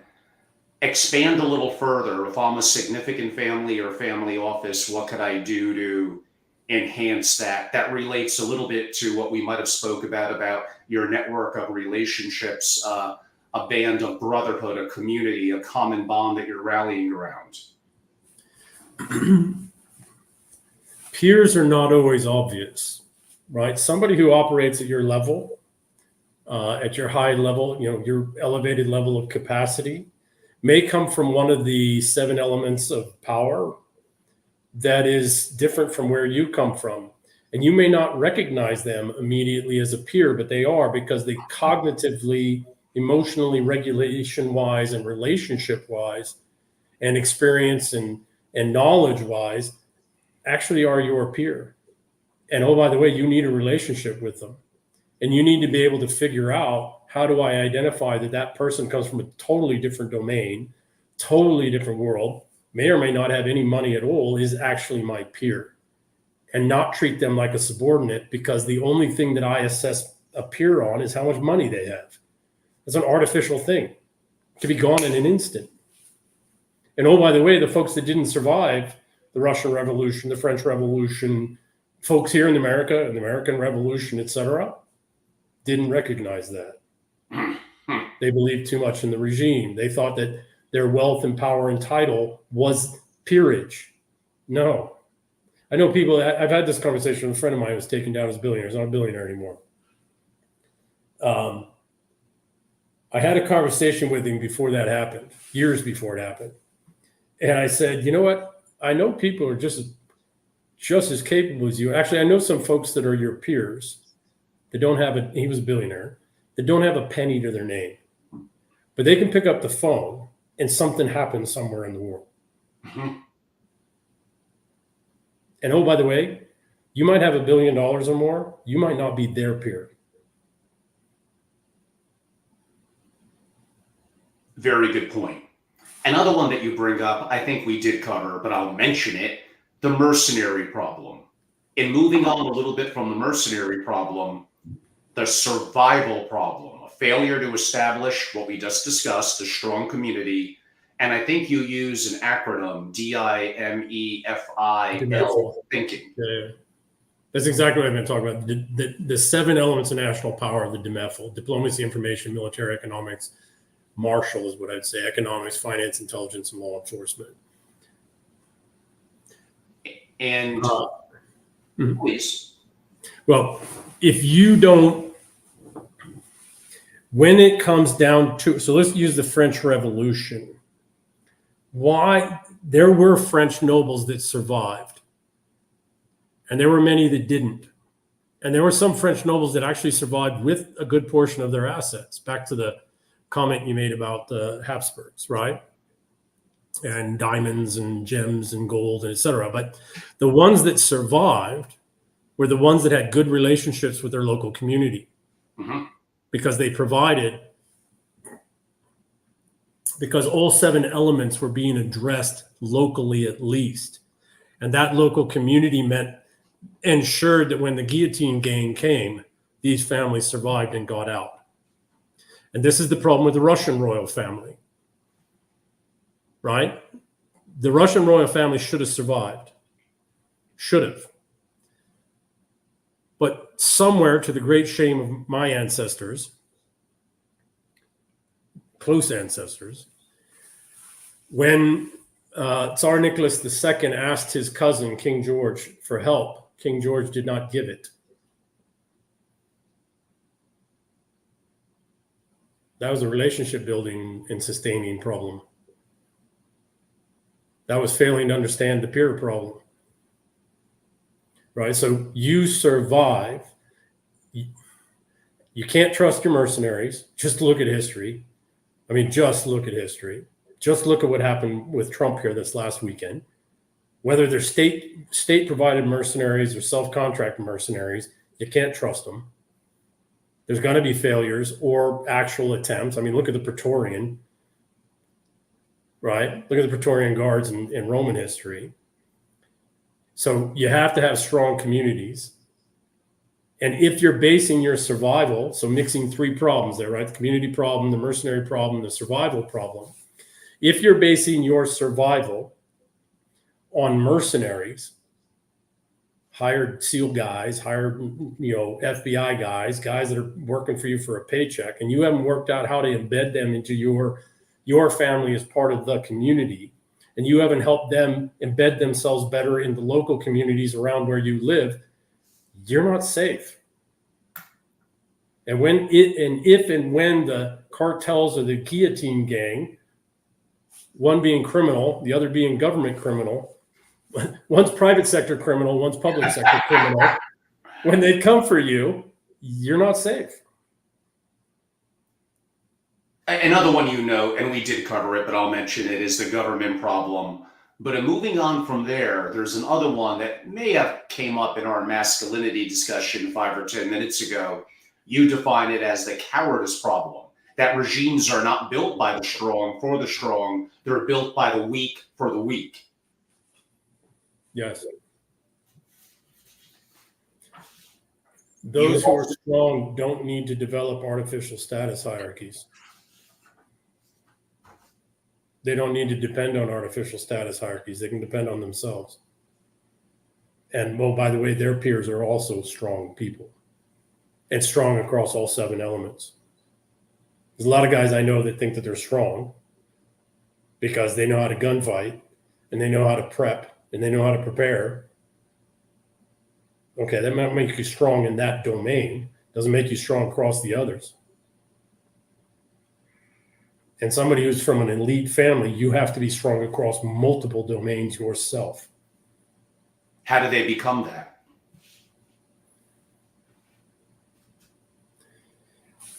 That is a great question.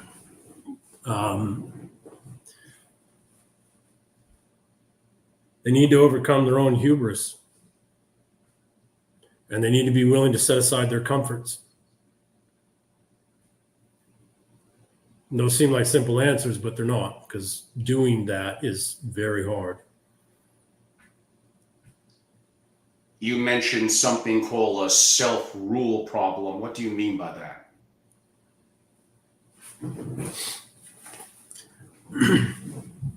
We are wired to follow a prince, men. Women are wired differently than we are. They are wired to follow. I wouldn't say follow, actually. They are wired to collaboratively compete. But men are wired to follow and support and defend. And you can get into the nature and evolution of that. But that's how we're wired. The problem with self-rule, individual sovereignty, is you need to be capable across all of those 7 elements, the DIMEFIL. You have to put in the time and energy and effort to constant community development. You have to think and act like a prince without this overarching artificial reality status structure.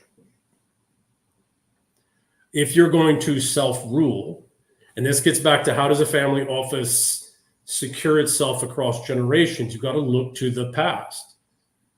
These equivalents in the past were nobles. They were dukes, they were earls, they were barons, they were counts, they were viscounts. That's exactly who and what they were historically. And you have to look to that history and see how the ones that survived, the 1,000-year-old families, how did they go through all of this? How did they survive? How did they self-rule? You also bring up the intelligence problem, that hubris alone does more to blind elites, oligarchs, and quote-unquote princes.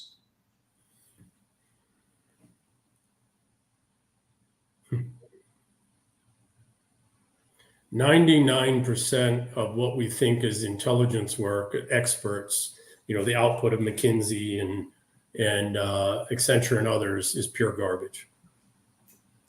Because it's only real, it's only intelligible within a complex artificial reality that doesn't extend everywhere all the time around the world. And this gets back to the Russia comment. Why did we fail? Why have we failed so horrendously and continue to do so when it comes to Russia and the war against Russia? Because all of the ways in which, the algorithms by which we use to assess the information related to the quote unquote enemy were all artificial. They were true things in our artificial status hierarchy, but they're not true in the real world. Might have made us a lot of money. When somebody's coming after us, they ain't going to protect us. You bring up an interesting one in the cognitive problem, that powerful institutions and systems are developed by highly capable people in times of hardship, but inevitably become led by those substantially lesser in capability. And I think that's a pretty profound comment if you'd like to expand a little bit. In the context of family offices, when things are going very well, we give our lesser sons and daughters a chance to sit on the throne. But when times get really hard and there's some difficulties, we need to take them off the throne and we need to sit back on the throne ourselves, because there's some hard things that require real capabilities. And most of us, there is a broad divergence in cognitive capacities amongst humans, even in the same families. Same families in the same generation, same families across generations. The real problem with the cognitive issue, the real cognitive problem is not just lack of cognitive capacities, because that can be addressed in other ways. The real cognitive problem is that if you get two standard deviations in cognitive capacities apart, you cannot understand one another. It's impossible. Why those marriages don't work. Correct. And why those business partnerships and why those structures that you put in place to secure your family don't work. What has to happen is you have to make room for the entire spectrum of cognitive capacities within your organization, in the right and family, principality, etc. Because you might be at the highest, you might not, but you might be at the highest level of the cognitive capacity or in the middle. You need to be able to understand the ones left and right of you, and they need to be able to understand the ones left and right of them, and then it just keeps going out. But within your overall structure, you need to be able to understand people from the lowest cognitive capacity to the very highest. And you can't do that yourself. So you have to make room in the structure, in your entities, your organizations, your whatever you're doing, for dialogue and relationships, back to the relationship part, of people, not bring them into the big decision making, right? But you have to understand that you have to have economically viable operations and entities that folks of very different cognitive capacities are involved in. And you need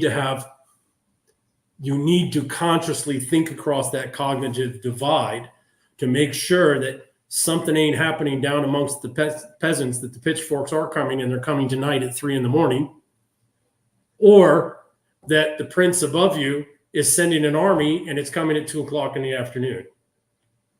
And I use those as, extreme examples. If you don't mind me getting a little off track for 1 second, it indirectly reminds me of a conversation, being a best practices nerd for billionaires and family offices that I am. I had a very intriguing conversation last week. We agree that the number one resource is people, ahead of systems which are created by people and technologies which could go out, but are also quote unquote created by people. Yeah. He was an extreme advocate that, especially since single family offices, even for decabillionaires, are often relatively modest in volume or number of people, that IQ, effectively, people that are high IQ, that think critically. And then I asked him, I said, how about loyalty? How about the ability to communicate? He's like, they're all important. And there are going to be some high IQ people that are not going to be a good fit for your organization. But if you make the wrong decision and look to hire someone who's mediocre compared to someone else who's hiring the right person, who is higher IQ, also loyal, also a good communicator, and you got to pay them a lot of money because they know they're damn good and they're going to have optionality. So this person was an extreme advocate of no disrespect to communication, to EQ, to loyalty. They are all important and they have to be there to a degree, but I don't even look at those things if I don't feel the person is incredibly, somewhat polymath and ultra high IQ. Is that a little unrealistic for the family or family office, or they should all have expectations of hiring the best of the best? One comment that I think it's Reed Hastings at Netflix was believed to have said was 110 is worth 20 eights. And an 8 is pretty damn good. So I'll give that question to you now. This is a more complex question than it seems on the surface, because back to the cognitive problem. If you're in the mid-range of the cognitive distribution as the principal in a family, and you have somebody that is 2 standard deviations above you in cognitive capacity, you're barely going to understand anything they have to say. And you need somebody close in that's 1 standard deviation above you who can talk to them and then talk to you. So it's been my experience that, and this has been some conversations out there, you're absolutely right. You need those high cognitive capacity people, and they are in rare. One, they're not motivated by money normally. They do get paid very well because they're very capable. It has been my experience, however, that even in special operations units and in companies we were invested in, et cetera, you actually want most of the people in that company, depending on the domain in which they're operating, to be within 2 standard deviations of intelligence from one another, from the lowest person in the company to the highest. Because otherwise, you've got unbelievable communication problems and understanding problems you're just not going to be able to overcome. Now, you need to be able to reach into that highest level person, but unless you're up in that 80% or higher in the cognitive capacities, it's probably not going to work for you. Unless you got somebody, again, real close to you that's only 1 standard deviation from them and you, then you can do it. We might have indirectly touched on it with kind of the testosterone and estrogen discussion, but you also bring up another problem you define as the hypergamy problem. What do you mean? Back to the estrogen. Estrogen drives everything. Everything. I don't know a single billionaire man in my life that doesn't have to answer to his wife. So don't tell. And statistically, 100%. Over 2 generations, over 80% and 90% in some communities of assets are actually directly owned and controlled by women. So that's just a fact, right? But even in a generation where a man may have built and created and he may be the dominant, he's still got to answer to his wife, his daughter, his sister, his mother, you know what I mean? There's some estrogen-based person in that life that he has to answer to. When I hear the word hypergamy, I think of effectively a little bit of moving up, a little bit of marrying the best person, male and or female, that's going to put my children, my family, my legacy in the best position. Now, money to succeed. Money could help. It also can mean looks. It can mean status. It can mean power, connectivity. I guess it means a lot of different things, EM. Status. Women are wired to marry across and up in status. The great problem we have today, the hypergamy problem we have today in the merchant prince era, is that status is equated with money, and that's not the case. Real status often has nothing to do with money. And there's a whole lot of people with a whole lot of money, millions, tens of millions, hundreds of millions, billions, that actually are low status people in the real world. You might have a lot of money. You don't have any status. You're not going to sit at the right tables. You're not going to get the right invites. You're not going to provide that upward mobility and access for the children of some woman. And so a lot of women have been distracted by, but real capable status women that really do drive the world, they know this. They might have some problems with it when they're younger, but when they get to a certain age, they realize, a status male is a male with with relationships with people with real status. Pick up, again, back to what I was saying. People might not have much money, probably don't even care about money, aren't motivated by it, but they can pick up the phone and some shit happens somewhere in the world. And I believe the last one that you note for now is the citizen problem. What did you mean by that? Well, historically, when a regime is threatened by its own people because it's become too parasitic, it replaces its own people. And then it ensures that it employs in its military and its arms of enforcement non-citizens who are willing to do violence against citizens. This is just historic. This is again and again and again and again. And oh, by the way, on the other side of that, if you are a citizen, an actual citizen, it's not just because you were born there. It's because you actually contribute and participate and recognize the DIMEFIL yourself or whatever status hierarchy you are. And you work hard with your peers to ensure that the infinite game is being played and the eternal war is being held off as much as it can be held off. And that means that there's upward mobility for more and more people, and there's less parasitism upon more and more people.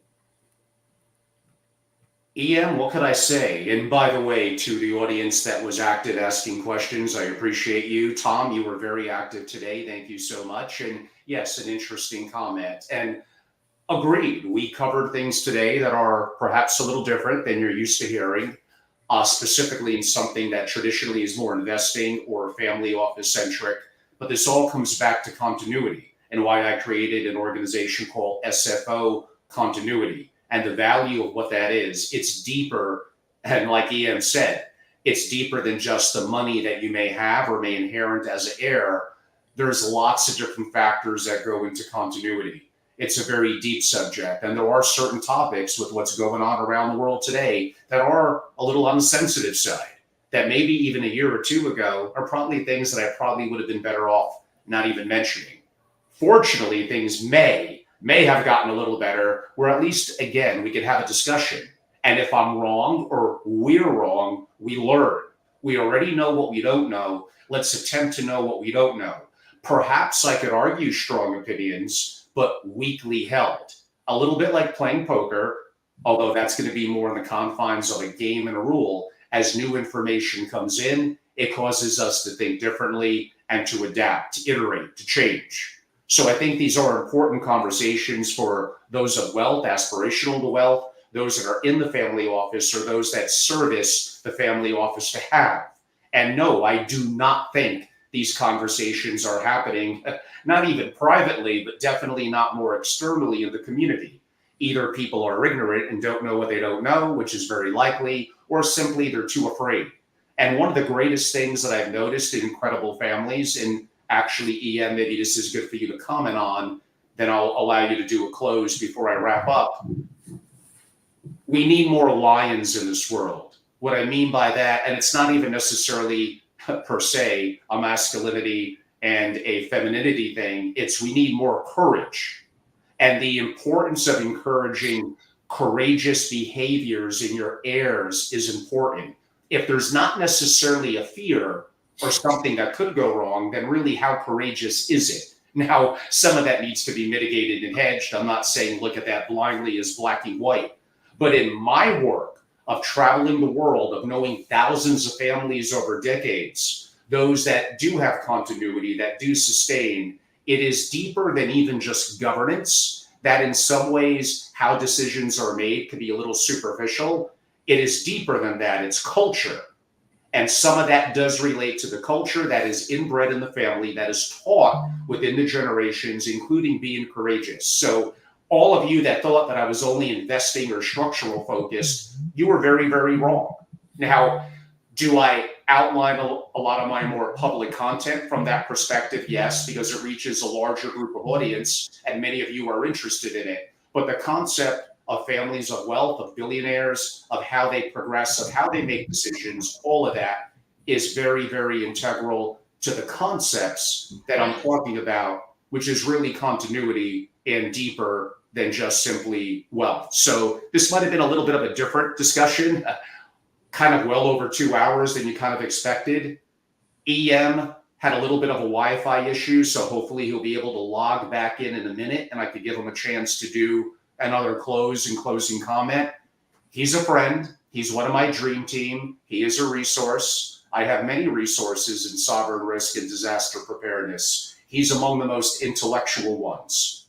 So I'm very happy to kind of share the content, and hopefully you enjoy the interview. As noted, more than anything else, I'm like a seeker of information, and then hopefully some of you get some value and enjoy it as well. Do go and subscribe to my family office on YouTube and Family Office TV. So I have 2 platforms on YouTube. LinkedIn, I'm probably technically the most active. I will hope to start to be more active on X, or AKA Twitter. We shall see. And simply go to angelorobles.com and learn more about me and what I do from a consultative perspective, and through my membership group, SFO Continuity, that I have mentioned, and join, be a part of it, be interactive in the private things that we do, including with people like EM, where certain things we can't really or want to talk about more publicly. It's the opportunity for us to share it in more of a private digital Zoom or an in-person gathering. So go to angelorobles.com and feel free to learn more and just jump in and start to participate. EM, I'm going to give, thank you for coming back, the final commentary to you. And if you don't mind, again, how people can reach out to you. I'll give it to you. The floor is yours. Thank you. Appreciate it. And I appreciate the conversation, Angela. I always enjoy those, even when we have our private conversations. Best thing, again, LinkedIn or Twitter. You can do a Google search, EM Burlingame, or of course, just reach out to Angelo. I am using Twitter less and less to give cocktail recipes and horse lassoing and riding lessons. And more about these types of things, because the world is we are getting to a place to where we are going to have to start playing at a higher level, every one of us. So I'm using Twitter to kind of have that conversation. And then the books I'm writing, The Eternal Wars on Amazon, The Art of Being a Man's on Amazon, and then the novel series, Azrael and Burns, is on Locals. Shouldering Giants is the channel on Locals. And then I have a YouTube channel that we're doing now, which is The New Nobility. With respect to the, kind of a summation of the thinking,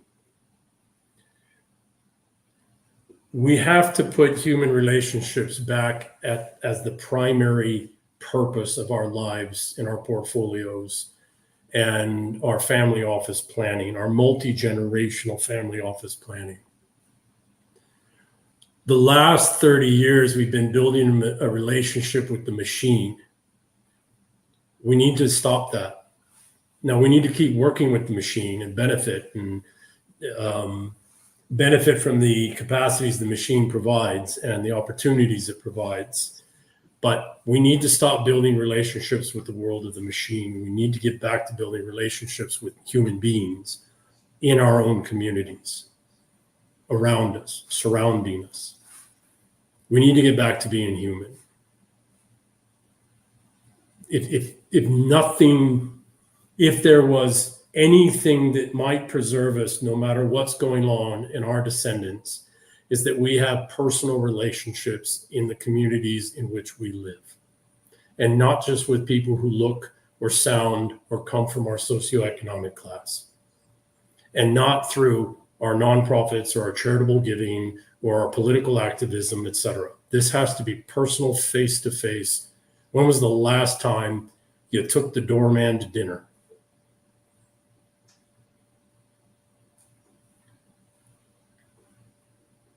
When was the last time you got medical treatment for the child of one of your security guys who's very ill, or who has a speech impediment, or whose wife has cancer? Do you even know? What about that person who works in your, you know what I mean? So the thing is that we've so over relied on these systems that we built, is we've disconnected from people name by name, face to face help. And if your family is going to be safe and secure across generations, it is only human beings that are going to make that possible. And it's not the obvious ones. It's not the guys that come from my world or, one of my worlds, or the tattooed sleeve bearded guys that, run around in kit and look cool. It's going to be random people in the community that give a shit about you personally. EM, what could I say? That was an amazing summary and ending. This was an incredible opportunity for me to learn, and hopefully my audience got value out of it. I greatly appreciate your friendship and me being kind of an apprentice relative to your mentorship on some of the really advanced work to help add to me. I always have the verbiage of no matter where you are, think like a white belt, be buried in your white belt, inspire others to be lifelong learners. And like I said earlier, maybe have strong opinions, even I could debate that, but be willing, weekly held, as new information comes in. And a little bit like our acquaintance Adam Robinson had said in the past of my interviews, how the world works is, we could argue, different now. If what you learned in a certain structure or school teaches you to think linearly in a similar way to others that are in a decision-making authority, what happens when that is adapted, when that changes and you don't adapt with it? It's very bad. So again, it's more than just the investing front. It's deeper thinking on critical problems that I really enjoy, and hopefully you enjoyed me being a seeker of information here. Again, thank you, audience, as always. And EM Burlingame, you're the best. I appreciate you so much. Thank you. Pleasure, Angelo. You take care. Everybody take care. Cheers. Bye-bye.